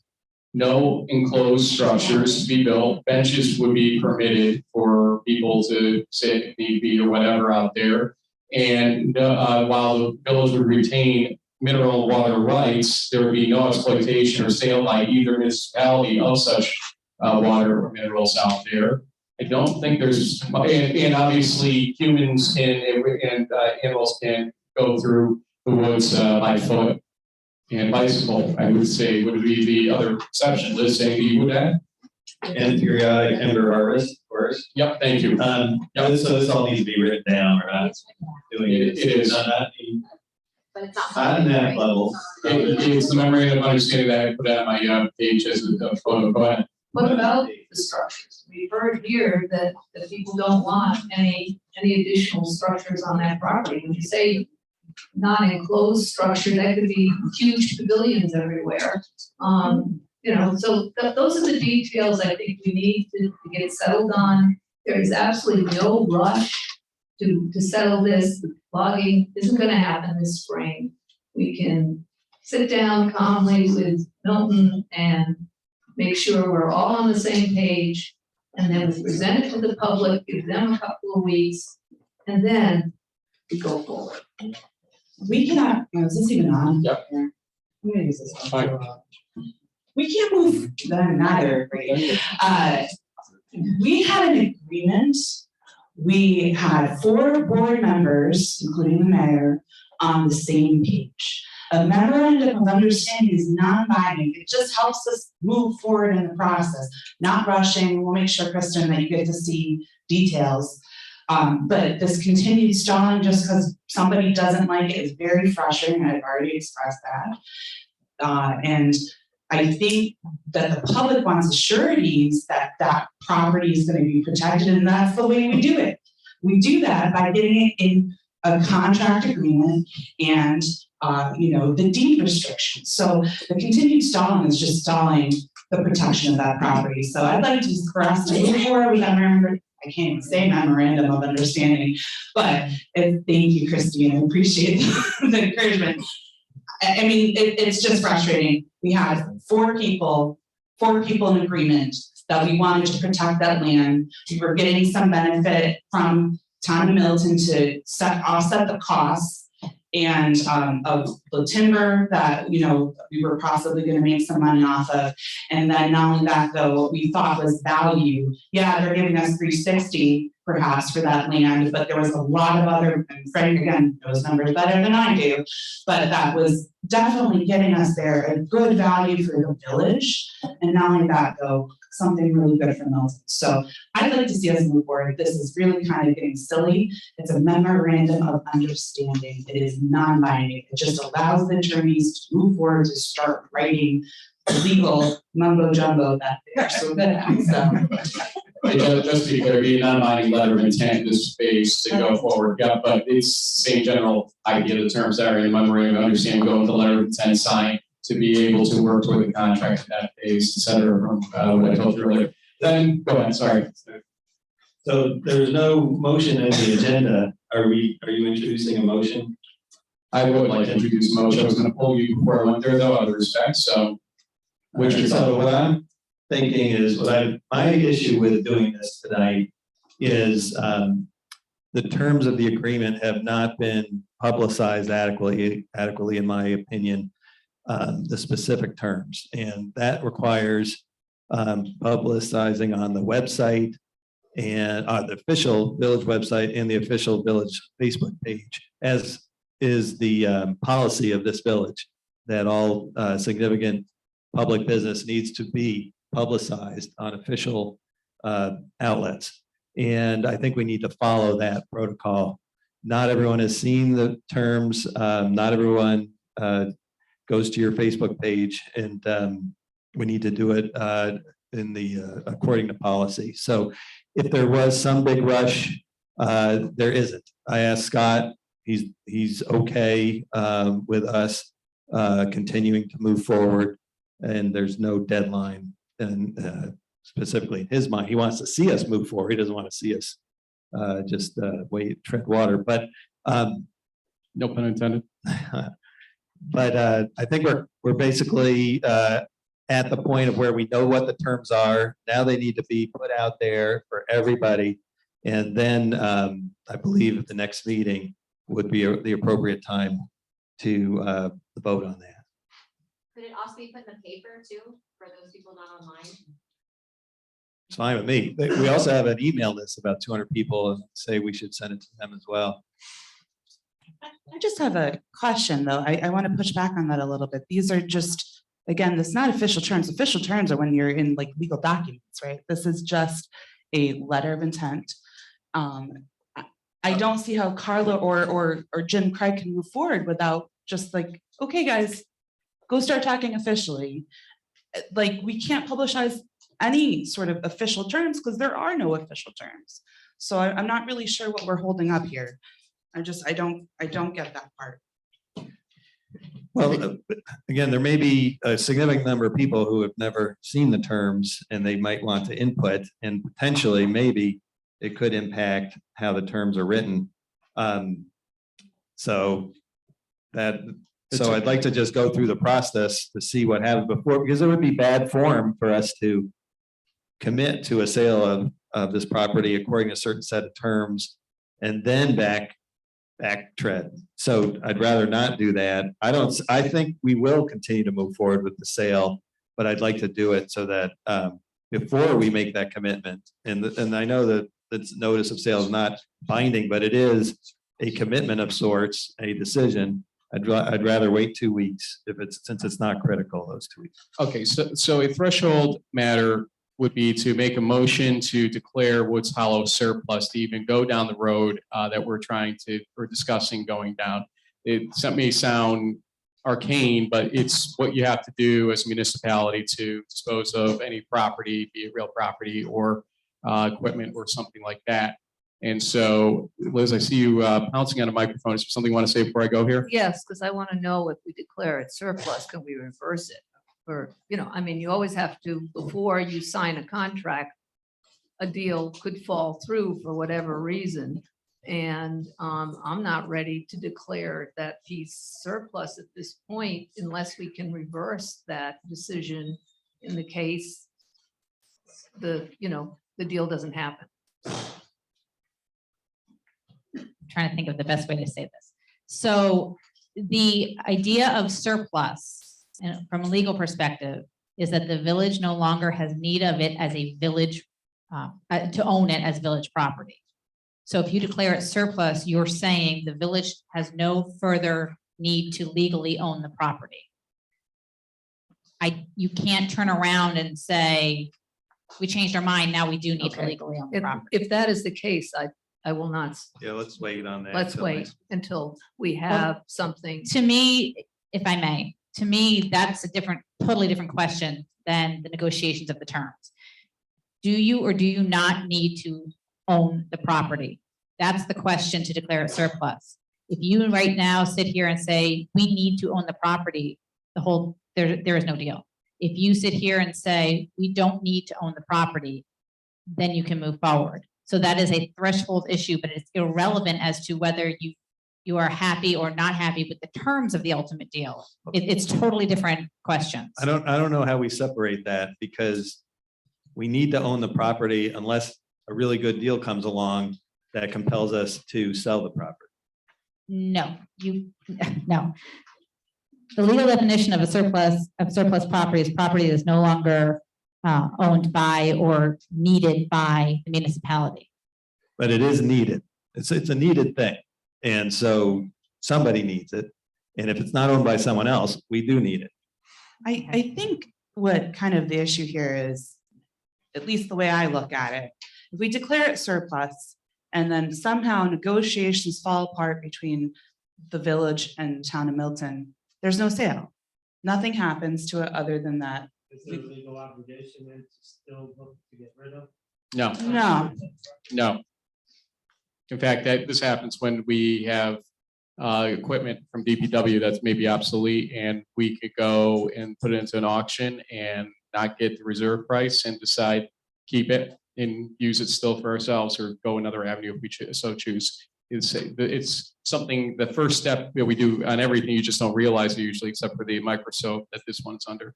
I'm not comfortable to say that it's not, it's a valuable piece of property with potentially maybe water underneath that's valuable. So I'm not ready to say it's not needed. Yeah, I We think that can't should make the wait. next step unless and until we declare it surplus. Well, let's wait till the terms are absolutely final, which I think we're pretty close to doing. And once they're publicized, and then at the next meeting, we can do both those I things. think you need to listen to what your attorney is trying to clue you in on here one more time, because you're missing it. The terms of the deal are irrelevant as to the question of whether or not the property is surplus to the village. Yes. Why but would we declare it surplus if we're not selling the property? What is the benefit and what is the harm of declaring something surplus if we're not selling it? What is the benefit to declaring it surplus if you're not selling it? You can't start the process of selling something until you declare it surplus. Exactly what process is being held back by? I can't do at my job. You can't do, I can't do, and I'm sorry, I don't understand. I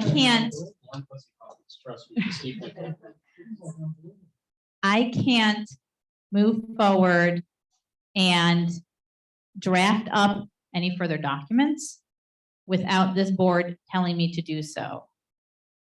And I can't do that until you declare it surplus. And we have had this conversation, and you all have a memorandum. A couple times I've sent it to you with respect to how to sell property. But we haven't still gotten to final terms and put it out there, so why can't we When wait? you sell a piece of equipment, and I'm not trying to pick a fight, I'm just trying to maybe explain it a little better. When you sell a piece, when you're looking to sell a piece of equipment, a dump truck, let's say, that you no longer need. Right. You declare it surplus. You have no idea the cost of that dump truck when you put it up on Auctions International at the time you declare it surplus. You don't know what the terms are going to be when you I sell it. understand. That's the same exact, now just take the word dump truck out and put the word real property in. It's the same process. Yes, but you've declared that you don't need that parcel. And until we are certain that we don't need that parcel and that we will sell it under terms that are agreeable, I don't think I'm not in favor of declaring it that we don't need it, because it could, if you can't reverse that, I mean, it may be a small probability that the deal falls apart, but it is a probability. And I don't feel comfortable at all saying that, no, that land's surplus, Could it say surplus? Yes, it can do it in perpetuity, and it makes no difference if it doesn't go through. Yes, yes, and yes.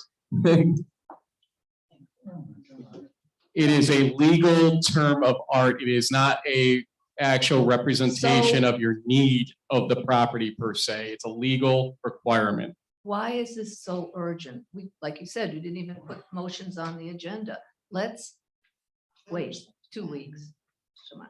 Let's move Actually, on to regular business. can I get a motion that the Woods Hollow Nature Preserve at 100 Rollins Street be declared surplus by the Village of Ballston spot?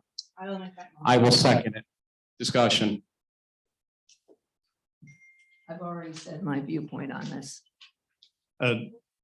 Carla, what would you do if we declared surplus, and what couldn't you do if we did not declare it surplus in terms of the next 2 weeks for this sale? Well, first, I'm not going to be here on April 10th, so my poor partner will have to sit here. Because it's spring break for the kids and Former friend now. I will I will not be here. Second, I have already drafted up the letter of intent. It is memorandum of intent, though. You were right. It's a memorandum of intent. You all have reviewed it. It was ready to go Friday afternoon. So I can't do anything without that document. I can't get to that document without surplus. So there's nothing I can do in the next 2 weeks on this issue, but I have plenty to do for the Village of Ballston Spa. Okay, so we're not getting to that document anyway in the next 2 weeks. So we can do that. We can do both things in 2 weeks. And what we really need is to have these terms publicized on our village website to enable us to do the business in 2 weeks. And also What terms? Are you talking about the MOU that was executed when we were all there on March 17th? Or are you talking about the one that was negotiated and drafted with Jim Craig and I and sent to everybody on March 24th? I just want to know which one we're talking about. Right, well, I'm going to confer with board members about the verbiage of those memorandum and make sure it's what it needs to be. Also, can't you work on the conservation easement? No, because I don't know what you want me to do because that is in the letter of intent and I can't move forward.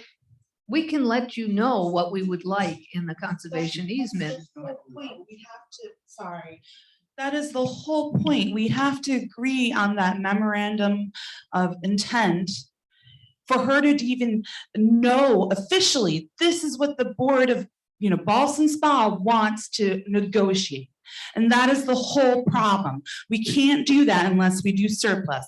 We can't get to an agreement with Milton. There can be no further negotiations until we do that. And so basically we've hamstrung her from doing her job to help us, to help the residents. And this is the reason why we're doing this. It's not to rush the thing. It's just to start a process that now is completely stalled. And it's, come on. The memorandum of intent just says conservation easement on the property. So it does not give any detail. That's not the one that I drafted and you guys all looked at on the 24th, but I think since we can't even agree on what we've seen and what you prevented and so on. That's you.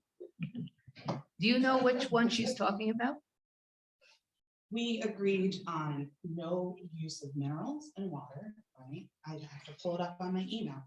Sale 360, plowing and brush.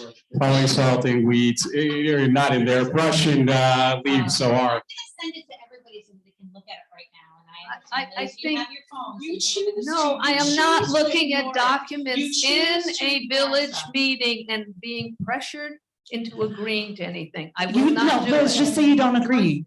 That's fine if you don't agree, but we have had this. 4 of us have already agreed to stuff. It is fine if you don't agree, but Then let 4 of you approve it. I am not being forced. no one's to- forcing you. Oh, send it to me on my phone so I can read it. slow. No, she just wants to clarify. First, I will draw you on that. Thank you. Anyone else feel like the Abbott and Costello who's on first routine going on in front of us right now? I think so. I feel like Yes. you're pressuring us to move forward because you want this deal to happen now. And I'm There is- pressuring you, quote unquote, to move this forward, Liz, because this is the next step in a negotiation and deal process generally. Deals fall through all the time. We can't even get to that point to let it fall through in the normal course because right now we can't even get past the vote for what is the pending motion to declare this as surplus. Yeah, so I'm not voting for the surplus at this point in time. Jason, are you going to maintain this still until this goes through out of curiosity? I'll have to talk to the court, but I can say that the highway department will not be maintaining Woods Hollow until we come to some reserve. The town board can issue other departments to go do that. The highway department will not be maintaining Woods Hollow unless we come to some. So I think we're close. I think, I want to talk to Sean, who's not available. And I think we're very close to final terms. And for me, in addition to finalizing those terms, which I think we're just about there, is they need to be publicized before we commit. And that is important to me. That's why I'd like to wait or do some other things in the next 2 weeks so that we are ready in 2 weeks to do the surplus, do the terms, and everything else that's needed to move forward. I agree.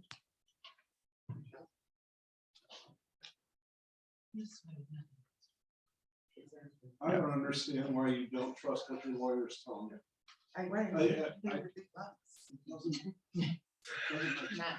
All right, time to move on before the meeting devolves. Frank, Mayor. I'll preside my own speed. Thanks. Yeah. There needs to be someone presiding. My apologies.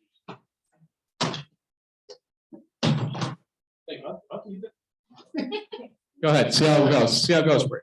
Frank, you can have it back. I'm just saying, when people talk at it, he apologized. Thank you, Ray. Talking to microphone first. Thank you, Ray. When people talk out of turn, then it's time to move to notice that and move and redirect the meeting. That's all I'm saying, because I could see, and this happens, one person talks, then another person talks, and before long, everyone's yelling and it's back and forth, it's chaos, and there's no control. And so I just saw it starting, so I said something. Kind of like your email without board approval today, trying to talk about Jeez. wells that- All right, this is political trick number 379. No, it's not a political trick. Talk guys. about something that's completely This is what irrelevant you do. when he doesn't like the conversation that's happening. Michelle, So, technically, actually, they do get 90 seconds. Sorry about that. So, because it is a spontaneous motion, go for it. Michelle Beshard, 14 Bath Street. So if I'm understanding everybody up here, we want to publicly put what our thoughts are from tonight out there for the people who don't get this or wherever. I want to know where and for how long, and I want it stated here. Where are you publishing it and for how long? Because otherwise, if we don't agree on where it gets published, if it's the website, well, some people don't have internet. Well, it's this paper. We don't have a village paper anymore. Can you please state that so we can try to get this going, people? I'm glad you brought that up because I want to hear it now. village policy is that it needs to go on the official village website and the village, official village Facebook page. Show me the policy. It was a motion that we passed. I'll find it for you. But it's also good to have a motion. I would think you would. It's a I want motion. to hear about that after. It's a motion. What's a motion? This is currently a motion. Which The surplus is a motion. This is not a advertised requirement. This is the next step to get to that point. Well, let's fix it both then. Are you going to vote no without the public telling you otherwise? Get it going. It's getting old. So what I would suggest is we finalize these terms within the next day or two and then publicize it for the next week. Where? Whereas, yeah, Where? close. And on official Facebook page and official I don't have website. internet. Where else? All right, then we'll make hard copies at the village hall. I'm just saying, I don't want that coming up in 2 weeks. You don't blame you. I don't want it coming up either in 2 weeks. Thank you. Mark Black, 10 Thompson Street. Am I correct, Carla? We don't have an official, we don't have official information about that can be published because nothing, because without the putting it into surplus, we can't do that. So what are we putting on out to the public? Because we don't have anything that can be put out to the public. Almost. Okay. If you could correct. Let me, if I may. I don't know what they want to put out. There are 2 documents right now. There is a document that was signed after a meeting that Jason was at on St. Patrick's Day. I was wearing green, nobody else was. And olive on. It doesn't count. Okay. I specifically made or strongly suggested everyone sign it because I was concerned that something like this was going to happen. You called it. Not my first rodeo. And then there's a second document that was negotiated last week that I sent on it was actually March 23rd, or it was Wednesday, whatever day that was, 23rd. Back and forth with Jim Craig and the rest of this board. That's a document that is more specific. And that's the document that the Milton board reviewed and the Milton board voted on, my understanding. And I'm not gonna put Jason on the spot because he's not a supervisor. So that's my understanding. That document has the specifics that we've been talking about, not just conservation easement, the specifics of the conservation easement, the specifics of the purchase price. I don't know which one they want you guys to see, so I don't know what to tell you. But what I'm saying is. Wait. Ben, what do you want the community to know? The first, the second, are you creating a new one? What are you putting out to the public? It's a very good point. One of the reasons it hasn't come out until yet is because we've been negotiating and it shouldn't be public while you're still going back and forth negotiating. So everyone agrees with that. But if we're finished and we feel like we're at the finish line and we know what the terms are, then it is appropriate to publicize it. Now, this memorandum of intent, I'm noticing right now that, whoops, the number 5 is deleted. The number 5 has to do with water rights. So. And rewritten in a different area. Normally, when you sign a memorandum of understanding, a negotiation has run its conclusion, at least for that phase of the land deal. I feel like I'm doing law school professor here, but that's realistic that the town of Milton rightfully felt that negotiations for that phase had concluded to get to the next phase of what we do with this. And so that's why when you signed and I signed and Parker signed and Scott Ostrander signed a memorandum of understanding, we were done. And then the only thing left really that became a real issue was this whole water drilling / production issue, which we've all kind of decided, I think tonight, that that's throwaway now. So the memorandum of understanding appears as it was run to be accurate now. On my page seen by 2,400 people, which our website seen by about 6 people a day, according to our stats. And just as a real. Sorry, I was talking. Yeah, that's no problem. Are we still allowed to comment? Yes, technically, yes, you are. 90 seconds? Yes. Gina Morosi, again, 10 Old Glory Lane, Town of Milton. In my family's business, we negotiate contracts all the time and we do letters of intent all the time. Letter of intent means that you intend to finalize a contract. It's called negotiating in good faith. And right now, I hate to tell you guys, but you're looking like a bunch of schmucks because you're not negotiating in good faith. You've led Milton down a road, and at the 11th hour, you're changing terms of that letter of intent. That is wrong. That is not in good faith. Jason, the water district's the $62,500 resolution that was approved last Wednesday. Is that going to be stalled until this is resolved as well? I'm not a board member, as Carla pointed out, right? I don't make policy. I just know that our intention was to have it Delaware move forward. Okay. So just to explain the good faith and faith piece, I also thought that we had reached an agreement when I met with the town of Milton, and later, the discussion was, oh, we've all reached agreement. At the end of the meeting, after we discussed what we had to discuss, their lawyer scribbled in some words at the bottom, and it changed the understanding in my mind that I didn't realize at the time. And so it all has to do with water rights. And what we didn't understand was there was a line that said we retain water rights, and then there's another line that says we can't access the water. And that's a contradiction. And so that's what needed to be cleared up.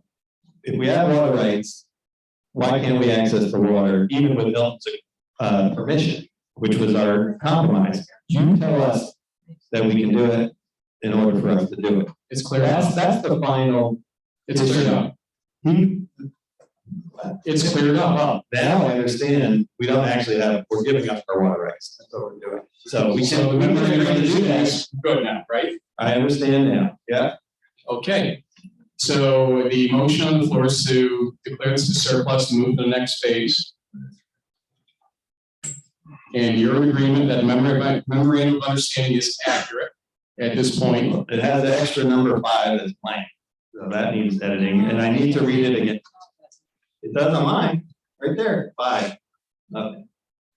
Can we So- just take the vote? So please? we need to publicize this, once it gets, the typos get removed.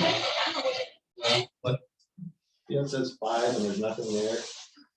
Did you accidentally hit enter? Yeah, you may have. Maybe I did, I don't know. Anyway, I want to read it again, before we vote on it, and I want the public to see it before we vote on it. That's not my question right now, to be honest with you. She asked which document is a relevant document to work from. The answer is the memorandum of understanding that you signed and I signed on March 17th. No, this one. Stop, please. You just said that the only thing that was wrong with that memorandum of understanding was the water situation, correct? Can we? This is illegal, this is in the legal structure that's needed. The other one was my email to people and handwritten signature. Of course, we're gonna use the one that's been. That's not the question. Oh, what's the question? The document we agree with that has the terms that you agree with, at the least, is the memorandum of understanding, correct or not? Liz, stop. No, you can't tell me this. Yeah, I am actually, because I'm trying to get an answer from Ben for a second here, please. This is probably going to be very close to what we ultimately agree to. I want to talk to Sean and other board members before we finalize this. It should take a day or two. So the order of the motions that we would do here would be, first, to declare surplus. Second, to instruct the attorneys to take the memorandum of understanding and create a non-binding letter of intent consistent with the memorandum of understanding, or I'm sorry, memorandum of intent at that point. It's, well, at the end of the day, it sounds like no, he doesn't think it's there.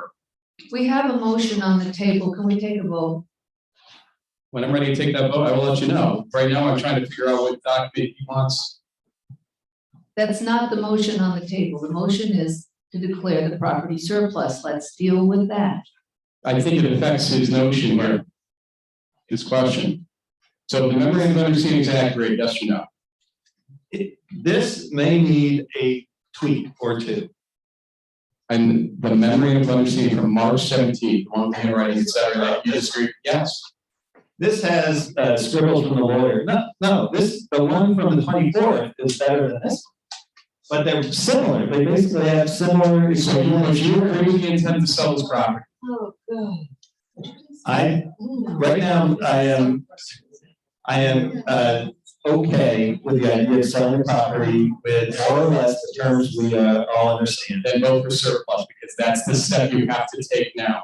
That's the step. That's where I'm trying to get at. This is the time to declare surplus to take that next step. Why don't we just wait 2 weeks and do it both? Because you want to present to people a document that is an accurate document that's fully done and negotiated properly, right? That's gonna happen tomorrow. We're gonna. No. Because I can't do anything until you declare it surplus. There's nothing for me to do. You've already made this document. We're talking about an edit or two. But Why you can't want to you edit change, it? you want to change it. And that's. Potentially. So, Not much. but that, I can't do She that. without can't being- do How do that. you create the document but then not edit it? Because we had the conversation on Friday, we all had the conversation. We all had the conversation on Friday with respect to that I needed further direction, that I was not going to do any further work on this because it didn't make sense until you all came to an agreement.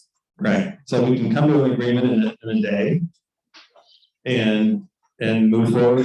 The issue is After where that. we have to still vote on a surplus, so I feel like that should be done in the meeting. It seems to be. But let it happen next. Yeah, but you want to publish it before that meeting, so how are you gonna do that if we haven't voted on the surplus? We can publish it. So it's not necessary. I'm trying We to. don't have to declare the property surplus. I'm trying to publicize. First off, I'm trying to speak with my colleague over here, just trying to understand where he's at, and so, I'd appreciate a little bit more courtesy toward all of us, thank you. I guess that's my, you know what I mean, like, if we wanna publish it, which I think we all do, website, where, you know, somewhere where people can pick up hard copies. Carla's asked, they basically saying we need to say surplus, so she can do that, and so it's official, and then we can publicize it, you know, I wanna make sure people get to see it, so I think this is just a little step to get us there. And so that's my thought, and we can give it more scrutiny, and yes, Sean should look at it, but basically she's unable to do her work even to get us there. So please stop sighing like that. You're being so disrespectful to your colleagues. Thank you. Mark, your turn, Kristen. Kristen Iaglucci, 24 Chapman Street. Is there any negative in labeling this as surplus? No. Okay, thank you. Mark, Mark Black, 10 Thompson Street. Sean had a choice to be here. He chose not to be for whatever reason. well, he's out visiting Ballston with his son yesterday, and that's But he had the responsibility to be here to voice his concerns. And everyone else in the community had the choice to be here. They know it's every Monday night, every two, whatever. It's Monday night, whatever. If they wanted to have their input, they could be here. You know, we cannot force people to read emails, look at documents. They had a responsibility or a choice to voice their opinion here. The mayor's given everyone a chance to voice their opinion. You cannot go knock on every door and expect and cram this down their throat. I feel it's being crammed down our throat right It's here. not. And I'd like to have Sean look at this document and agree to it. And what document? and all what we're going to publicize. And I disagree. I think declaring a property surplus is an official statement of saying we do not need this land anymore. And I take that very seriously. Marilyn, Marilyn Stevenson, 45 West High Street. So if you declare the property surplus, what's the implication for the current active forest management contract? Does it get you out of the contract? Does it still bind you to the it contract? has a nullity effect, nothing. This is just a legal step to take to allow the next steps of what has to happen with a sale of a property, or be a real property or an asset of any sort. You have to do. This is just a requirement under municipal law that we have to do this step. And is there another unit of government or municipality that could swoop in and pick the property up No. once it's declared Absolutely surplus? not. Go ahead. Declaring surplus has nothing to do with the title of the property, the use of the property, or any contracts with the property right now. It merely says, hey, public, the property is not needed for the purposes right now to be owned by the village. It doesn't have any other legal effect except to move the process forward to sell property, just like a dump truck. Does it have any effect on its value? No. You can't sell it without declaring surplus, so yeah, it does have an effect on its value for sale. It's zero currently because you can't sell it. And you can't sell it anyway because it's parkland. You can't sell it to anything that's not a municipality because it's parkland. Can we take a vote? No, because Keith Lewis has his hand up. Go ahead, Keith. You know, I'm really disappointed that, Frank, that you've taken this to the point that you're intimidating and bullying the other trustees. It's unbelievable that when someone actually brings up points that you don't agree with, that you continue to talk and refuse to take the vote so that you can pressure them into compromising themselves. Compromising, we elected 5 people as trustees, not one, not you exclusively. We expect to have different voices there, expressing their voices, and then working towards a consensus where each voice is valued, not where you undermine it and bully them and silence them. And that's what you're doing. And Bernadette, that's what you're doing as well when you act insensitive to someone else, but point it out yourself. It is hypocritical and it's unacceptable. Why am I picturing spinning? So I just wanted to touch on that. The idea that anybody's been bullied into a position is just not right. We had an agreement. 4 of us agreed. One person did not agree, and that's okay if that person doesn't agree. they can vote against it if they don't wish. But to one individual turn everybody's ear and opinion to get us to this point where we're at, where it's chaotic, we had an agreement. And I think what's a frustration, I'll use that word again, is that when there was a majority voice, one person did not want to accept it. Usually, Frank and I, we often have to accept majority voice when we don't agree with it. And I think that's a bad faith way to act on the board. You know, there's a lot of things that happen in the New York State legislature that other individual legislators don't agree with, but they have to accept the majority. And this is where we're at. And I'm just going to be very honest about that. It's very interesting that we're being accused of bullying when we were all for an agreement. And now we're at one individual wielding this in such a way that I find interesting. I don't feel Liz is wielding anything. No, I'm not saying you, Ben, you're not. I don't think Liz is. I mean, you know, she's just expressing her opinion. I've had trouble with calling this surplus because in the absence. What? I can't fix it if you don't keep going. Oh, sorry. In the absence of an actual known intent to sell, which we're getting very close to, literally, I don't believe that it is surplus. So I'm not going to declare it surplus until these terms are publicized and we all agree to the specific terms, and then I will feel that it is surplus. These terms are agreed to by the below, subject to full board approval. You signed this. Subject to full board approval. So Correct. We can't get there until it's surplus. I disagree. Yeah, Right, I have two more people. You got one. Can I go? Yeah. Okay, all right, first one up is Lisa. Lisa, go ahead. You have to unmute. Unmute, Lisa. Unmute. Okay. Last call for Lisa. Yeah, I know, too much. Yeah, I ran up first for a while. She probably fell asleep. All right, oh, yeah. And the next one I have is Carol. Carol, go ahead on mute. Hello, There we go. can you hear me? Yes, yes, we can. Okay, Carol Johnson, 91 Church Ave, Ballston Spa. There's something I don't understand here.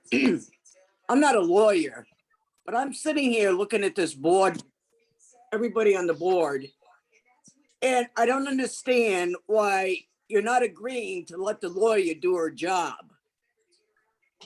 If you, all you gotta do is just say yes, and she can go on doing whatever needs to be done. But you two, Liz and Ben, you're the one that's causing the stir here, is that it can't go forward. Nothing's gonna go forward unless you agree to let her do her job. And that's what you're stopping her from doing, her job. And I'm not a lawyer, but I'm sitting here looking at all of you, and all you gotta do is say yes, and the lady can do her job. Thank you for your time. Thank you, Carol. One more. We got Jared, I agree with you. Jared, unmute, go ahead. Hi, good evening. Jared Icolucci, 24 Chapman Street. I know this conversation's been going on for some time. I only tuned in just about an hour ago, and I imagine it's been ongoing since before then. I really just have one question on this surplus concept. You know, recognizing it's a step that must be taken in order to sell. Should there be any issues and should the deal fall apart, is the village moving forward able to continue maintenance and potential improvement with that designation in place still? Or is it now just, you know, how I would think of surplus property as something that's at this point useless and unmaintainable? Thank you. This is just a legal term of art. It's not affecting those ways that you brought up in any way, shape, or form. This is only to flag to the public that this is going to be potentially conveyed. Right, I just have a question. Yep. So you were planning to have this motion on the agenda. I'm just wondering why it didn't get on the agenda. No, actually, I didn't know where this was going. I said prepare to vote for something, and at this point, the correct, really almost only move to make at this point is to get surplus underway, and then to provide perhaps instructions to Carla to finalize that other document at that point that can be publicized to everybody if that's the choice. So Friday, you said you would put a motion to approve this document, and then before this meeting, you said you were planning to have a vote on this document. I said prepare to vote. I didn't say on what exactly tonight, did I? That's why you put it in writing on your agenda. But that's So we why know. I did not put it in the agenda, because I actually don't want to be hemmed in knowing that this could go any way 13 different ways. Welcome to my life. It did. Putting it on the agenda doesn't hem you in, but it does tell everybody what your intentions are for this meeting. And part of the extension of this meeting is when you add motions that then require public input for 90 seconds over and over. So it would be easier to have it on. This motion would have required 90 seconds either way, because the discussion wasn't technically a public comment in that same sense. We didn't do it in that manner. So surplus was an entirely different approach ultimately than what we even expected coming into this right now. But this needed to be done no matter what, I guess, but we didn't think that far ahead. Sorry, man. So let us just touch base, make sure this is what it needs to be, consult with Sean, issue it to the public, and then in 2 weeks, we do all the voting we need to do. Would that work? Is there any First reason off, that would Carla's work? partner will be here, not Carla, so there went that ability to a certain degree. But I'm sure they would be fine. you're so no That'd be easier than this meeting. Can Carla make a document without the surplus? Technically, no, she cannot continue at this point. So what are you gonna publish? Why can't she?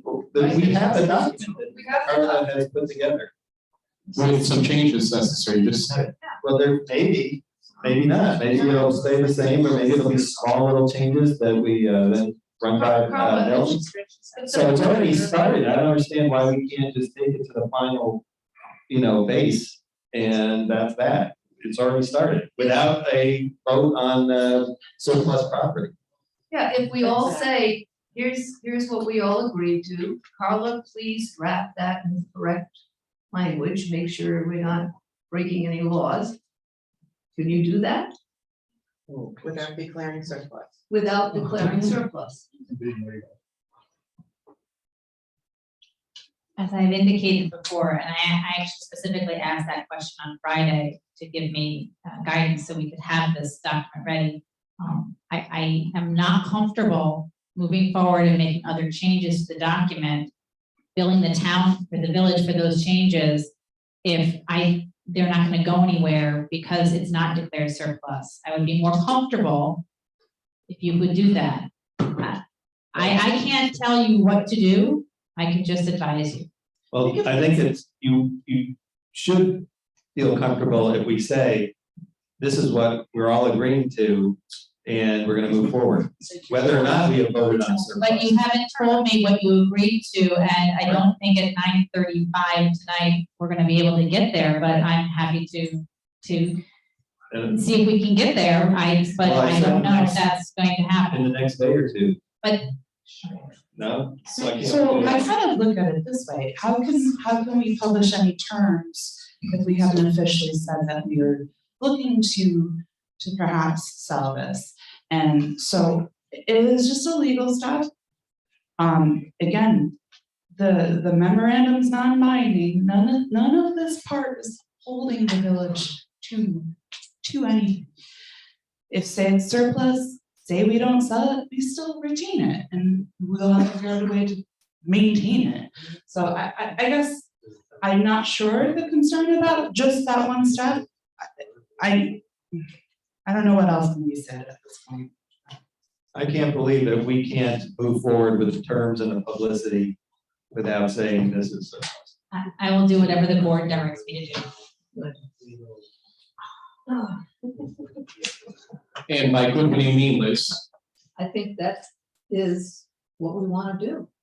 What is that? Just what Ben said. We're gonna finalize these terms the next day or two, make sure Milton agrees. And I think they're basically final. We need to just look at it and say, yes, this is right. And I think that'll happen very quickly. Make sure Milton's on board.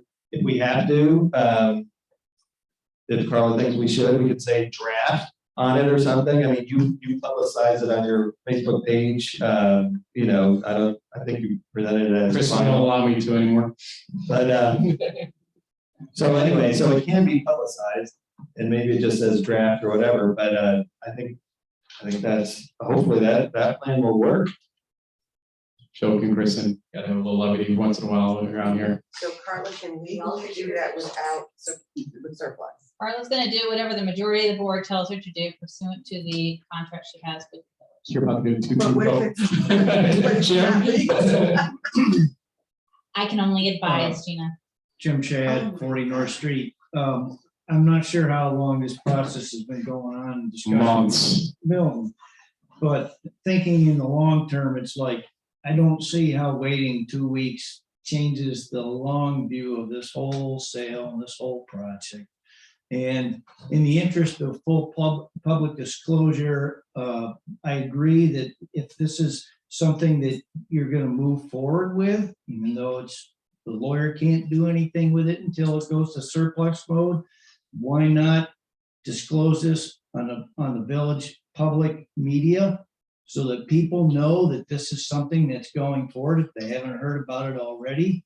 And at 9:30, it seems like there's other things that the village board could be working on at this point, and I don't know how holding this up for 2 weeks is really gonna change the long-term outcome.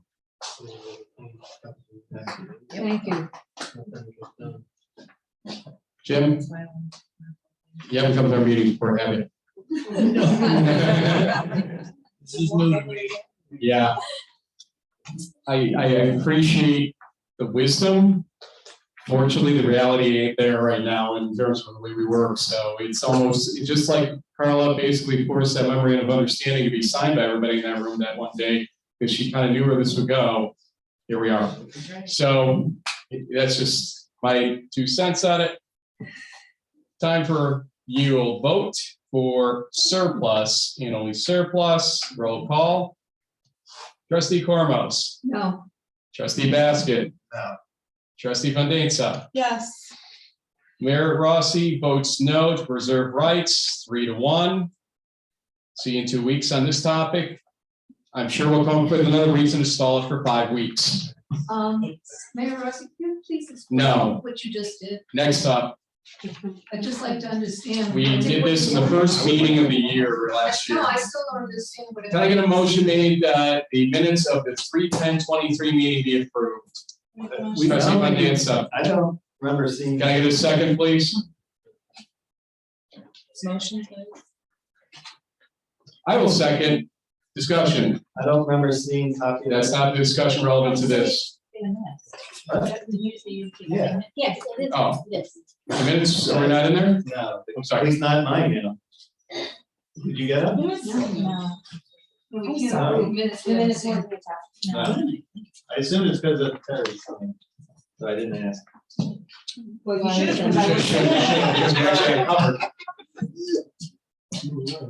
Then we'll table it. Yeah, because I don't have them. Yeah. Motion to table, all in favor? Aye. Opposed, motion carries. Here's announcements briefly. Front Street obviously has work being done currently, as I had said on Facebook earlier today, but I want to tell everybody here that the sections of sidewalk will be taken apart to allow for ADA ramping at crosswalk sites. There will still be passability on the sidewalks to some extent. That should be finished Thursday or Friday of this week, weather permitting. We should be having an update via Zoom and simulcast on Facebook Live, and then recording on YouTube as well. Later this week, we'll give you specifics after we get past tonight's short meeting. Mayor, I think I put something on Facebook, but I've noticed with the work that National Grid is doing, that they are. We responded to you. The solid cold patch is temporary, so we can use the sidewalk and the road at this point while they continue their work. They will replace it with, That's the intent. It's not even permanent asphalt. It's just there to basically give ability to use it. okay, as Yep. long as they, because it doesn't look very good and it isn't a. I'm well aware. Thank you. Liaison reports, might as well start while you have it. Liaison reports for the library. The library board is continuing to apply for grants. They submitted a SALS challenge grant for $5,000 to help pay for the architectural planning work with Paul Mays. He is, there is a proposal later on in the agenda to approve his contract to move forward with engineering and architectural drawings in pre-construction phase. And they are working on 2 other grants, a proposal for a $75,000 grant submitted to W.G. Broughton Foundation in March, and an application is in the works for the J.M. McDonald Foundation for another $75,000. So the library board is actively seeking funds to move forward with their extension project. Trustee Fandesa. Let's see if I can do this off the top of my head on my sheet of paper. The BSBPA recently had their annual meeting. It went really well. They had 88 people attend, a mix of residents and business owners, which was really awesome. It's great to see the community support our downtown businesses. Additionally, they are getting ready to plan for the farmers market, and they are asking for anybody that might be interested in being a vendor to reach out to, oh my gosh, it's like Nora. I was just Oh my saying, gosh, Nora at Ballston.org actually, for any leads. They're doing a number of things, and I'm sorry that I had all my notes and I don't have it right now. Just to touch on arts, Saratoga Arts granted 3 different projects in the village of Ballston Spa, $2,500 for chamber music to be at Brookside Museum. Also, our own arts committee, that's the arts committee's actual project. The BSBPA actually received some funds, $1,500 for their concerts at the park. That will help supplement the costs, and actually a lot of costs have gone up this year. And additionally, Ask received a grant for $1,000 for birdhouses. I know a number of the applicants that submitted their applications, their project ideas. Some of them will be appealing to Saratoga Arts to see why, or perhaps get a second look at their project. So maybe we'll get more funding. I'll let you know if I hear of any. And that's my quick liaison reports. Ben. I got the committee of the arts there. Thank you, Bernadette. Turn on. Okay. All right. Thanks, Bernadette, for committee on the arts update and Saratoga Arts. Their next meeting is April 5th. And Park and Tree next meeting is April 18th. Park and Tree has some motions here, and so instead of talking about them now, we'll just go through them later. Okay, treasurer's report is in documents, that much I know, and there is no presentation. Because of the time, I would like to, since old business and new business are not technically things that are gonna have instant action here, except for presentation of the budget. We'll handle that in a minute. I would ask that we go to the motions, but allow a 2-minute public comment session for any pending motions, just to dispense with the business that absolutely does need to get taken care of tonight. Is that okay? Yeah. I can wait, yeah. Okay, so we're gonna allow for anybody that has a comment on any of the pending motions, A through L, 2 minutes at this point in time, only on the pending motions here. We will give you a little time later if you want to give us just general form public comment. Anybody in the house want to give public comment on a motion? Anybody on Zoom want to give comment on a motion? Hearing none, let's go for these. Board comments, questions, concerns will also carry forward to later in the evening. Can I get a motion that the attached budget transfers be approved? Trustee Fandesa. I'll second. Trustee Baskin, discussion. Discussion is you have 2,400 for the contingency fund for utilities for Bath Street. Is that the whole amount the bill It's planned for the rest of the year, she had told me, until, for the end of the budget year. okay, so are we expecting any more like that? Because that's, We're gonna have a couple, and like I said, we did flag things that were greater than 75%. What was it? Greater than things that had 50%, less than 50% left compared to what you would expect situation there on the budget. okay, because it is troubling to see funds being taken out of contingency for utilities. Understood. I think a lot of residents are saying that themselves about their own budgets right now, unfortunately. Got to get it, our discussion over. All in favor? Aye. Opposed? Motion carries. Can I get a motion that Fox Pest Control be authorized to solicit door-to-door from 5/9/23 to 8/31/23, Monday to Friday, 9 a.m. to 9 p.m., and Saturdays, 9 a.m. to 5 p.m. This is Trustee Fandesa. I'll second. Trustee Baskin, discussion. This is because of our Peddler law. laws. Yep. That's something maybe we should look at because I've heard complaints from people. We actually received a complaint from them last year, and we called the company and they actually handled it in very, very quick course. So they actually took it seriously last year. It was a rogue You need the mic, salesperson. Liz. Yeah. Keep your microphone on, but I think she got her answer. She was looking for there. All in favor? Aye. Aye. Opposed? Motion carries. Take a motion that the DPW be granted permission to pay for the Timco 435 street sweeper truck for the price of $198,095. That was received by the Village of Ballston Spa on Tuesday, March 21st, 2023. The payment will be made out of General Fund A fund balance pending reimbursement by the USDA loan in 2024. We'll make that motion. Trustee Cormos. I'll second. Trustee Baskin, discussion. How many more do we have to? expect? Pickup truck, dump truck, dump truck. And the dump trucks are the ones that are going to be lingering until February. Okay. All in favor?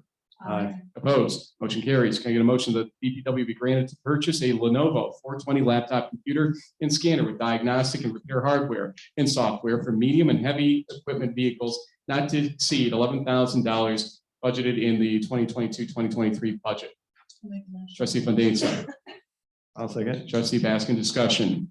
That's a lot of money for. It's more hardware than just the computer. That's why. It's, Really, is that, yeah. is to put it. I asked that same question. Trust me on that one. Yes, no, so is it installed in a vehicle? Jennifer, you have better on that one, I think, right? Okay.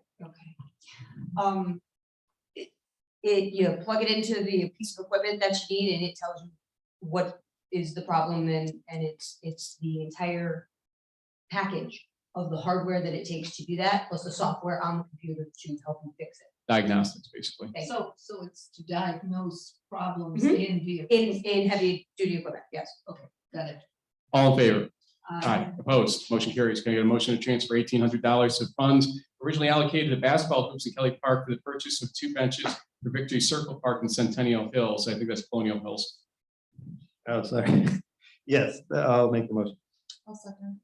As amended, discussion. Just out of curiosity, the horse trade going on here, they were aware they could still buy the basketball hoops, right, in this year or no? Because I'm sure this came from Park and Trade. Yeah. Ray, any thought on that? There wasn't enough to get the quality hoops that we wanted.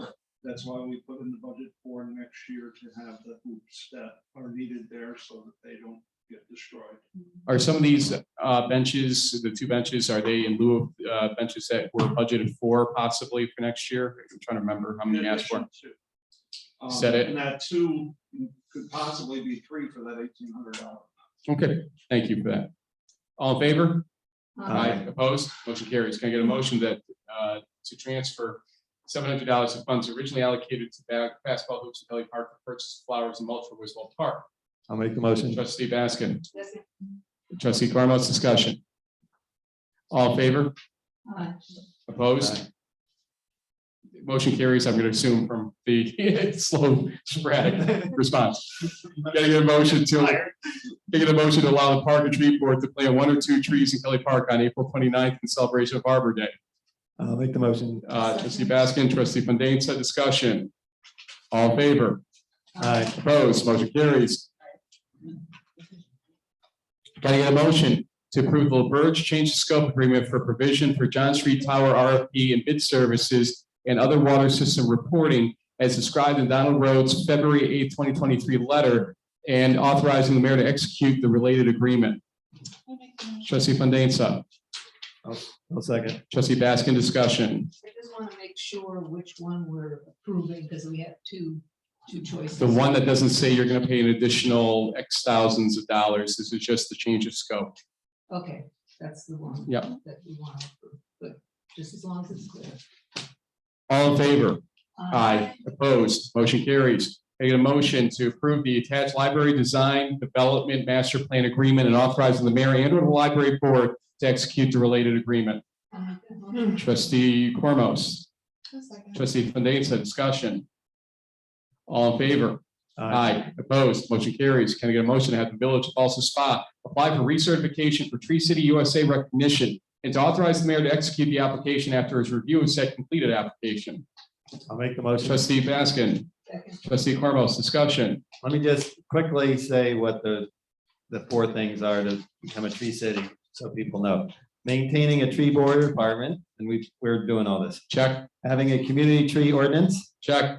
Spending at least $2 per capita on urban forestry. Heavy check. Celebrating Arbor Day through a tree planting ceremony and proclamation. And so, Mayor, should we read the proclamations tonight, or? We'll read it at Arbor Day, right? All right, you just approved that you'll approve the proclamation. Yes. Okay, sounds good. That's the whole complete application part, so just get that to me. All in favor? Aye. Opposed? Motion carries. And I did send it to you in attachment. I'll send it to you. Thank you. Just to clarify, this is something we need to do every year to remain a tree city. Can I get a motion to approve the event request by the BSBPA for an Earth Day pop-up event in Wiswall Park on Saturday, April 22nd, 2023, from 8 a.m. until 3 p.m. A certificate of insurance has been provided. Trustee Fandesa. I'll second. Trustee Baskin, discussion.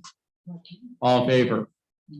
Aye. Opposed? Motion carries. I'll fill in the name here, so give me a moment. Can I get a motion to approve the appointment of Melissa McCann as Deputy Treasurer? The appointment is contingent on a 6-month probationary period, and the appointment after that period shall follow the term of the treasurer, which is scheduled to be completed at the end of the official year that begins on or about January 1st, 2024, and is renewable after that time. The rate of pay for this part-time position shall be $26 per hour, and it will be subject to a potential increase on June 1st, 2023. Trustee Fandesa. I'll second. Trustee Baskin, discussion. Do we know what the increase is? Is that a standard thing, or is that 2.5%? Yep. It was get it be consistent with other office staff. That's what we said. All in favor? Aye. Opposed? Motion carries. We got through A through L in record time. Let's go back now to old business on number 11. Sidewalk code status. I'll actually give it to the attorney here to give us a quick brief on that one. We have a meeting next Wednesday, I believe, is our special meeting to discuss this. And I got the final comments from Trustee Baskin last week in the middle of the Woods Hollow email. the 17th? I sent it to everybody. No, I thought it was April 5th. Is it April 12th? April 6th? Yeah, because I'm not here that week. Three different dates. I'd have to check. I thought April 6th. Okay. Okay, I was closer. Yes, So you it was are. April 6th. Next Thursday then. Yeah, and you got it. You got it Friday, March 4 17th. p.m. Yeah, Holy Thursday, 4 p.m. Oh, that's right. Yes, that's it. That's right. And it was sent out March 17th, Friday. Where's the sidewalk code? It's about sidewalks. It's going to hopefully increase. It'll increase the reimbursement rate to something a little bit more realistic. No, that's not being. Yep. If we see anything, we'll flag it to you. But otherwise, we may even try to take care of something by email in the meantime to lessen the like that meeting. We just have to get to focus on that. Water feasibility change scope and additional costs we actually passed already because I sensed that there wasn't much to discuss. New York forward. Yeah, just, thank you. No problem. It's been a while and I was going to try to talk about this last meeting. But follow up on New York forward, we did not get the grant, but there's a lot to learn from this process. There, there's a lot. The mayor and I constantly text back and forth. Oh, they announced this part, but we had a good conversation with. Oh, guys, I'm very sorry today. Leslie, thank you, from Department of State. She's going to take some time to review our application and give us some feedback on how we can improve, where we kind of fell short, or what's really good, maybe emphasize that. And also some of us on the committee are going to be reviewing all the winning applications. What was different about theirs that we can learn? One of the things that I did find and we found is that a lot of the winning applications actually hired consultants. So it's one of those things, you know, we did it organically. I'm very proud of the effort of this community. I wanted to thank a few people, and I'll try to run it real quickly. The committee: Donna Dardaris, Kelly Delaney Elliott, Carol Johnson, Tina Mangino, Andy Mannion, Karen Martell, Natalia Martinez, Rory O'Connor, Ray Otten, Dayton Warmer. Those people spent a lot of time giving their input, gathering data so we can write our application, and no matter the outcome, I'm tremendously thankful for them and love them as a team. They're great people. I want to thank Frank and Ben for their contributions as well to for that application.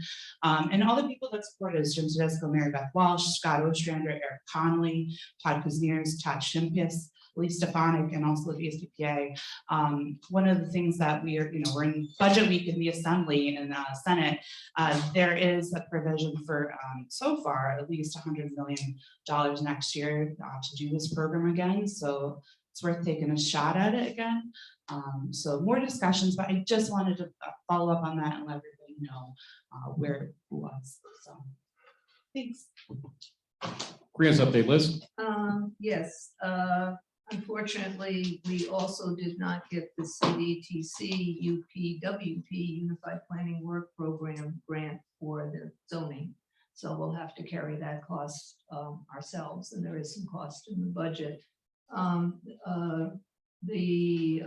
glad to hear that, you're going to get the feedback. That's always been very useful. And I need to do the same on the CDTC grant. Actually, the town of Milton did get the UPWP grant to do planning in their town center. So at least some of the money came locally. Upcoming is an urban and community forest grant, which we'll be releasing, and I'll be attending, and anybody else wants to, there's a webinar at March 29th to talk about the goals of that. And we, I believe, set aside some dollars as a match, because that grant requires a $12,500 match to get an additional $50,000, which I think is a pretty good return on your investment, and will help us, remove trees, stumps, and plant trees. Now it's the time for the presentation of the tentative budget. I wish I had some fanfare music or something, because they make it sound so elegant inside the law, and it really isn't. So I'm going to pass out the tentative budget and the executive summary to the trustees, and then hopefully we will set a public hearing for the tentative budget. I got it. Is it the same? Technically, I've got to do this, I think, just for posterity here. Plus, we ran the copies, might as well use them. But if you do dispose of it, remember Earth Day is coming, recycle.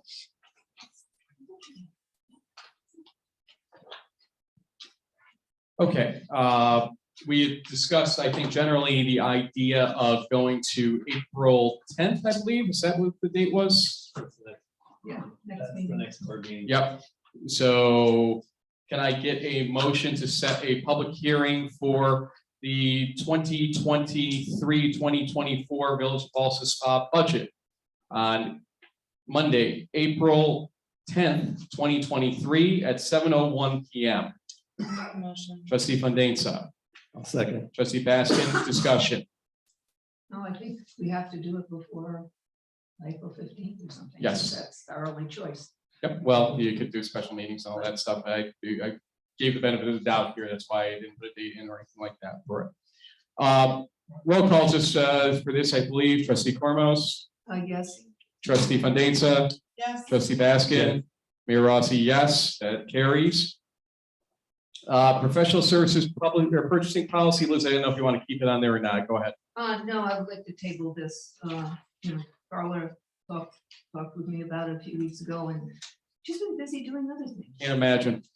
Okay, let's talk officers, employees, residency requirement currently required to be in Saratoga County. You and I actually agree that could change. I'm not sure what your process would be. Go ahead. Just as something that has been mentioned by the mayor and previous mayors, that for certain positions, well, actually for all positions, we get candidates that are qualified, that we'd like to hire, but they don't live in Saratoga County. And so my thought is that we change that in the code. So it's going to be a code change, and it'll take a while, but it's a pretty simple conceptual change that I propose that we do it for all Saratoga County plus all contiguous counties that border Saratoga County. So that would allow us to hire people that live in Schenectady. Who else is contiguous? Well, Albany isn't, so you got to be careful with that, but technically Rensselaer hangs off of Stillwater, I believe. Yeah, if we agree, I don't mind expanding it to Albany County as well. We can name actual counties. Carla and I discussed this. You can actually name the counties in it if you wanted to. That would be fine with me. And Montgomery, Warren, so- Washington. Right, so if that's what we want to do, then we can instruct Carla to start the process. The one thing I would like to inject into it, though, it's still a preference for a Saratoga County candidate if there is one of a sufficient quality Oh, for yeah. us to review, No. so that at least we're still placing an emphasis on our home county. I think we have a preference if there's a candidate that lives in the village. We don't have to declare this as surplus, Carla, right? Wise guy. That- I would just like, because I can do this and this is a fairly easy one to do. I say that now. Can you tell me what counties? So, because I can get this done. Montgomery, Warren, Washington, Schenectady, Rensselaer, Albany, Columbia, or no? Okay. It's like, no. Okay, thank you. That should give us a good pool of people, because there are plenty of people who live up here who commute into Albany and vice versa. You said Warren. Can we put heavy preference for Saratoga County? Can I actually ask us to maybe set a public hearing for the 24th of April, 24th? No? Not until you get the law. You can't set the public hearing on a law until I draft the law. Yeah, that's a good point. I forgot about that part. Well, we'll draft it for the next meeting. We'll try to get it for that then, I guess. I will, again, I'm away. Yeah, I will do my best. Thank you. okay. Well, it's a good thing to have, because you never know when you have to fill positions, and we're learning real quick that it does limit you.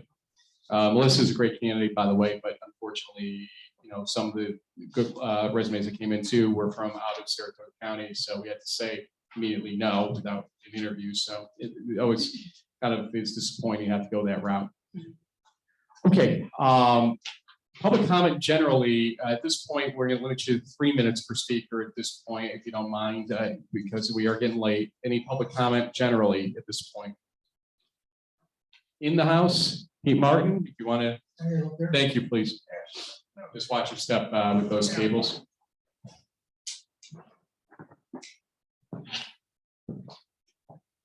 Pete Martin, 20 Chesterwood Court. The basketball courts in Kelly Park, but I understand that we are going to have them in a couple of years.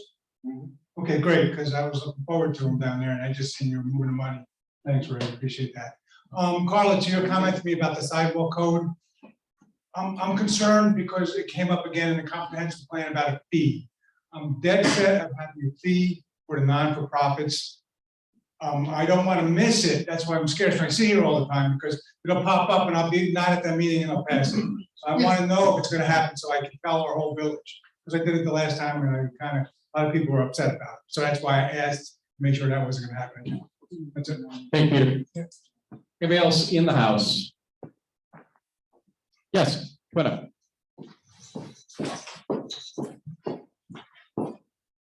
It's like, we push you to come up for public comment now, Michelle. Michelle Judah, 34 Van Tassel Lane, Town of Milton. I've been back and forth about whether I want to say this, but Trustee Van Den, it's nice to meet you in person, but you opened the door a little bit when you made comment about that there should be discussion in Milton about what happens with Woods Hollow. And, we had an employee of the town come up and kind of talk about, hey, we don't know why the residents are coming up with all these ideas about what's happening. So I would just encourage you, Carla, maybe to help you out. I know you're on the planning board in Milton. I would, to try to prevent this, I noticed there's a lot of people from the town of Milton here tonight talking to you because they have concerns, and this is the only place we've really been given the opportunity to talk about it. If you don't want to keep having snags on this, I would really encourage Supervisor Ostrander to open up to have some public conversation about what he's planning on doing or not doing. We're not paranoid, we just don't, there's a vacuum of information there. It applied to my best due diligence, it appeared on the agenda once, it was in December, there was a presentation from Lumac about, hey, people are worried about what's happening with the logging, he came, Mayor Rossi, you were there, it seemed like it was going forward, end of March, right, it was supposed to be happening now. I understand you're in a really bad position with all of this, but part of the trouble is that it never appears on the agenda in Milton. They took the resolution, it sounds like you were, working right through the day on the 22nd to get them what they needed to do that letter of intent, but it gets done, it didn't appear on an agenda, so this is why there's mistrust, that's going on. So I would just, when you're in your negotiations with them, whatever pull you might have, they really need to just be a little bit more forthright. We'd be happy to have the information, and then you'd have less of this anxiety about what's happening.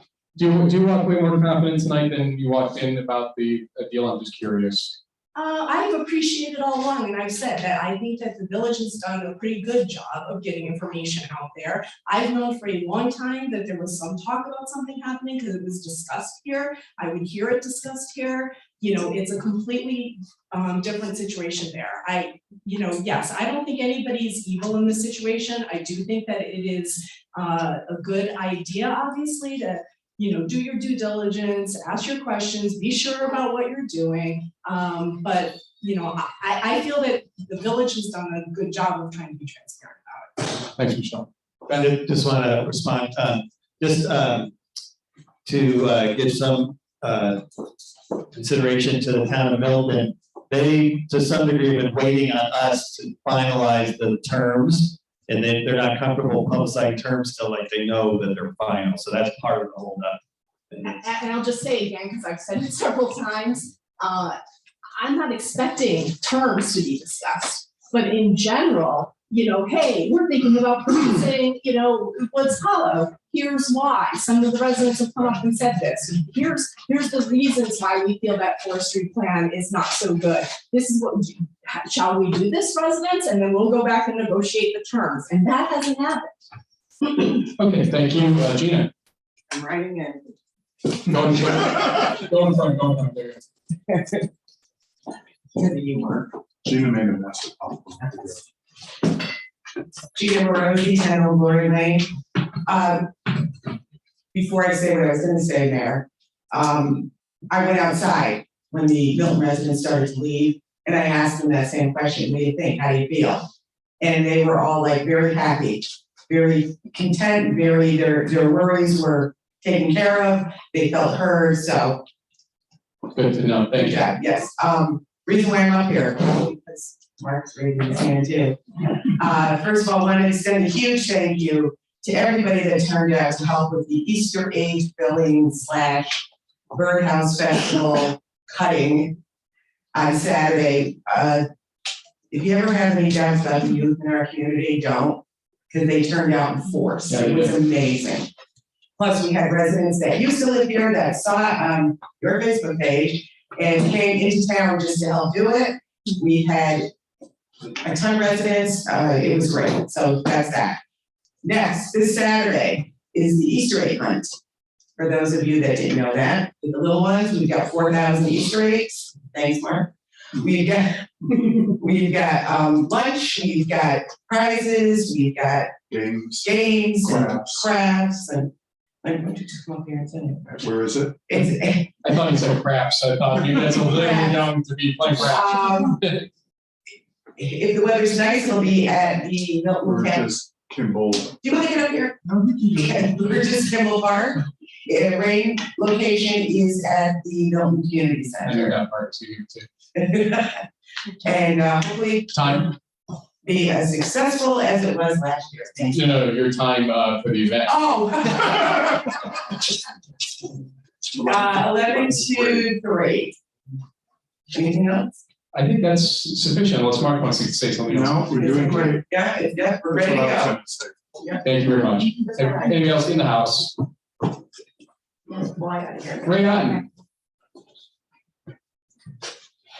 You'll have to forgive me because my glasses just broken. I can't read without them, but I'm gonna try. Oh, wow. You got there? I got there. She's blind as a bat, it should work. They have lovely rhinestones on them. They look That's all right. so I nice. don't care about that. I really don't. I'd like this first segment to be put under as village business because it's not really a comment, it's village business. And as soon as I can get it back here. I also have a comment that I'd like to make after it. So, Sure. If you wouldn't mind. I had a meeting with my family. This is really hard for me. And that included my whole family, including my teenage grandsons, and they all told me the same thing. Dad or Grandpa, you're crazy. You're stupid. Why are you aggravating yourself? You're almost 70 years old, and it's not worth it. So, village business, to whom it may concern, please accept this letter as my formal resignation from the Village Park and Street Committee, the ADA Advisory Group, and the Mayor's Task Force, effective March 27, 2023. I am no longer able to tolerate the argumentative demeanor of this village government, nor its petty, contentious, and I feel politically motivated back and forth verbal confrontations at every meeting. I feel I've gotten to the point where my input is not recognized nor valued, and the priorities I have in my mind are not in line with those trying to exert micromanagerial control over every detail of our wonderful village. I wish to fit the village well, but I must think of my families and my own peace of mind. I have given 40 years of service to my community in numerous ways. It's now time for me to step down. Respectfully submitted, Ray Otten, 16 Middlebrook Avenue, Ballston, Spa, New York, 12020. You all will receive copies of this. Well, Carla, you won't. You'll receive copies of this via email tomorrow. So that's my village business. Now I have comment time if I could. The world from my perspective. I sit here each meeting looking at the agenda and feeling the palpable tensions that exist. I think we have a number of people in power that have very pointed agendas and are unmotivated about what the people they are supposed to represent feel. You seldom if ever hear Ben, Liz, or Sean say, I was out talking with people from insert any group. And this is how they felt about this issue. They inject their own decisions as those of the people with minimal or non-existent input from anyone outside of their close allies. Sean, he's not here, but if you think you can run our village business under the kind of rule you demonstrated, sitting there going 5 months, 5 months, 5 months when we were talking about the assistant treasurer position, you show me that your managerial skills are severely lacking. Ben, to flat out say during budget discussions that a particular very successful program has gotten too big and maybe other communities should take it over is ludicrous. You fight the mayor on almost anything that his sister may have touched at any point and seldom see the other side of the issue. I truly feel you must not have been beat up enough as a kid. I'm skeptical, I'm sorry. Bernadette, I'll just say I respect you and how you manage yourself and can't wait when Frank is ready to move on to see you become the first female mayor elected by our community. I think you do a hell of a job. And Liz, statements made by you are really amazing. Do we really want to let the taxpayers know that what the fire department equipment costs, being the most recent? I want to thank you for uniting this community as you have. I know of no other village official in the 40 years I've lived here that had so many people stating we really need to get rid of her. Frank, thanks for being true to yourself and your supporters, and I'm amazed that you pour as much heart into the village as you do. Thank you.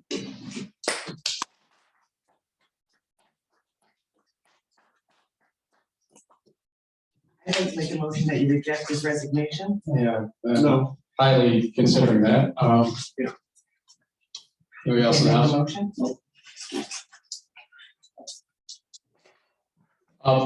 Before I do go up to the Zoom, I did forget to say earlier tonight, and I should have.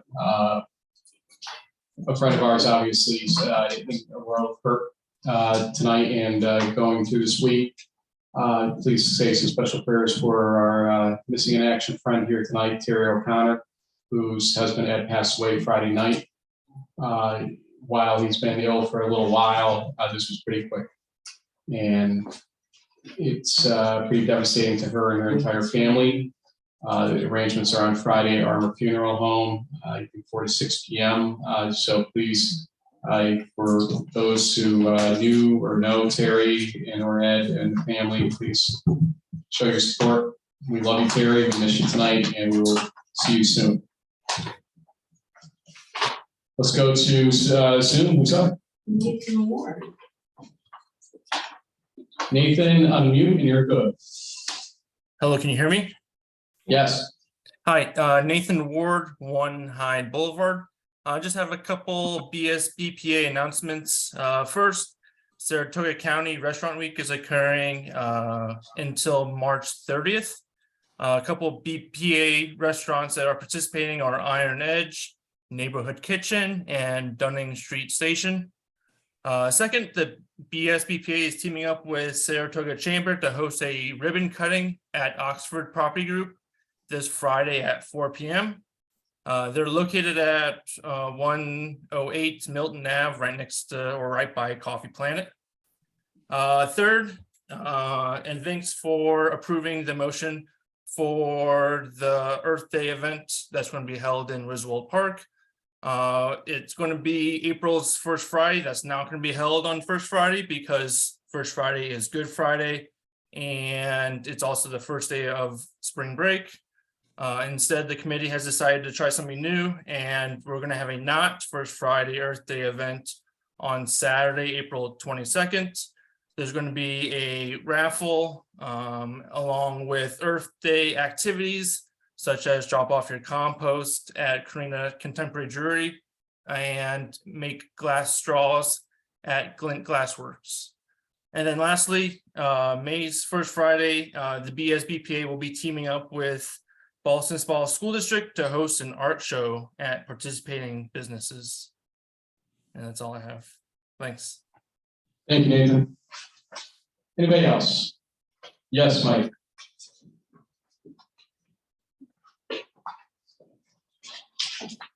Thank you. Mike Iacucci, 9 Russell Street. I am really wrestling with what exactly I want to say here, so bear with me a little bit. And I want to start just by saying, Martha and I have been in this community a long time. We appreciate very much, Ray, all that you have done. I'm sorry to hear that you decided to resign from this, please. There are many people, I think, in the community who work hard on behalf of the community as well. At these village meetings in public comment, I personally think it's completely inappropriate for any member of the public to come up and attack any particular individual who's on the board. The purpose of public comment, in my view, is to make suggestions, offer input on policy and procedure. And if there are problems with particular individuals who happen to be sitting up here, to me, those should be expressed privately between the person in the public who has the concern and that member of the board. Thank you. Anybody else in the house? Board comments, questions, concerns, or not? Christie, come on up. Sorry about. Just walk in front of that camera. From, yeah, we're trying to narrow down the wires here. Chris Duke, 16 Lane Drive. I just wanted to again thank Mark for putting together the event for the egg stuffing and everything else. Little public service announcement: if you have kids that are going, maybe avoid the green eggs and don't want Tootsie Rolls. My son found it funny to double pack them with Tootsie Rolls. So just a public service announcement, a little warning there. Same with Greg. Thank you for your service. There's some of us who like to come up and leave. You know, it's important to do your civic duty. Again, whether it's attending meetings, showing up for volunteering, participating in school board meetings. We had a member of the school board here tonight. Just trying to push everybody to go to everybody's meetings, see what happens, see what goes on. I run an organization. 2 of my members are here tonight. You put on a show. I'm not going on. You really did. I told them, hey, you go to a couple of board meetings, they go in, you get done at 9, starts at 7, gets done at 9. But there's not a lot of discussion that happens. But if you want to see a meeting and be amused, come to a village meeting. And you definitely will. Stop on the way out and say, you're right. The other thing is, I can appreciate the respect, but I also believe in holding your public officials accountable. And there's no better way than the public forum. When you do run, you put yourself out there. You just put yourself out there. And I believe in doing it respectfully, but I also believe in holding you accountable. Okay, there were some comments that were made here tonight, such as, you did a great job saying, I want to listen to the people. I really want to listen to the people and what they say with the park. Unfortunately, stonewalling the process and saying, I don't feel comfortable with just labeling a surplus process going forward. I'm glad to hear that the village residents, or the town residents of the town of Milton felt comfortable going forward. I know if I was in the town right now, I wouldn't feel so comfortable because I think the deal might fall through, because I don't know if the town board will hold on to keep negotiating when there's something so simple, stonewall in the process. Same, I appreciate every time you come to Friends of Wistwall and you try to help us with moving forward with projects. I know you had mentioned that was probably going to go forward, the sale of the parkland. So we might be able to count on maybe some of those funds to funnel back into our village and replace benches that need to be replaced, move a fountain that needs to be replaced. So again, I'm a little bit disappointed. I can understand people wanting to have a little bit more information, but it sounds like this is just a legal procedure to make it so that can move forward. And again, I don't see the reason why to delay it any further. So that being said, like I said, I have my daughter here tonight. She had to attend one board meeting with me, but that was part of her class. She sort of stuck with me tonight because I had to go pick her up from work, and she's stuck here till I bring her home. But again, my biggest push is getting more youth out there. That's your future. That's our future. And those are the ones that are going to come in and take over and volunteer like Mr. Ott has committed 40 years to. I'm just getting started. I've done it for a couple of years, but not 40 years. You want to put on your best face for them. Some of these discussions I imagine could have happened over the phone. It sounds like they did happen. And it sounds like people were in agreement. And that could have just labeled the surplus and moved forward. So again, I didn't want to speak tonight, but I feel in the end I got to come up when I see this happen the way it is. We're all adults. We can hold ourselves a little bit more at a higher standard. Especially considering everything that's gone on in the community. People are shooking up enough. People are already calling me saying, did you hear about that accident? Was it one of your kids? Because my kids walked home. All right, we got enough going on. All I ask is a little bit more decorum from this board, especially in the eyes of the public, especially in the eyes of the youth. That's all I'm asking for. And there's a lot tonight that I saw that sort of disappointed me quite a bit. And I'm just asking, police yourselves a little bit more. And again, I wouldn't want to have to hold you accountable in a public forum. I shouldn't have to hold you accountable in a public forum, but you're not holding yourselves accountable. So somebody has to. And again, we voted you in, and we will, again, make sure that you're being held accountable to the village and to the town home. Thank you. Thanks, Chris. Anybody else? Board comments, questions, and concerns? And push the microphone away, Liz, bring it up. I just want to thank Ray. You are very passionate about this village. And it's hard. It's hard. We love this community so much that sometimes we fight. And I'm sorry that you ever felt like you weren't being heard or listened to. And I'm not gonna, your decision's been made for what's best for you, your family's counsel. I'm like the mayor, I would like you to stay and, still help, but certainly want you to put yourself first. But thank you for all the time that you did put in for countless committees. And so just your work is not unnoticed, not unappreciated. I appreciate it very much. So thank you. You were one of the people early on when I said I was going to run for this position, and a lot of people thought I was crazy for doing it. Didn't judge me for it, just basically said go for it, because you and I worked in some capacity on that side of things in the crowd, in other ways throughout the last couple of years, especially to grow an appreciation for each other and our passion and everything else. And I've learned so much from you about this community, about just community in general, not the emergency corps, but the community, that too though. And I just, to think of you not being involved makes me sad, to be honest with you. So before I break down here, just know that we appreciate you. I hope you'll do some cameos and stay connected with this village, because it is the Village of Friends, regardless of how meetings on Mondays can go at times. This is the Village of Friends, and you exemplify the Village of Friends right on. Thank you.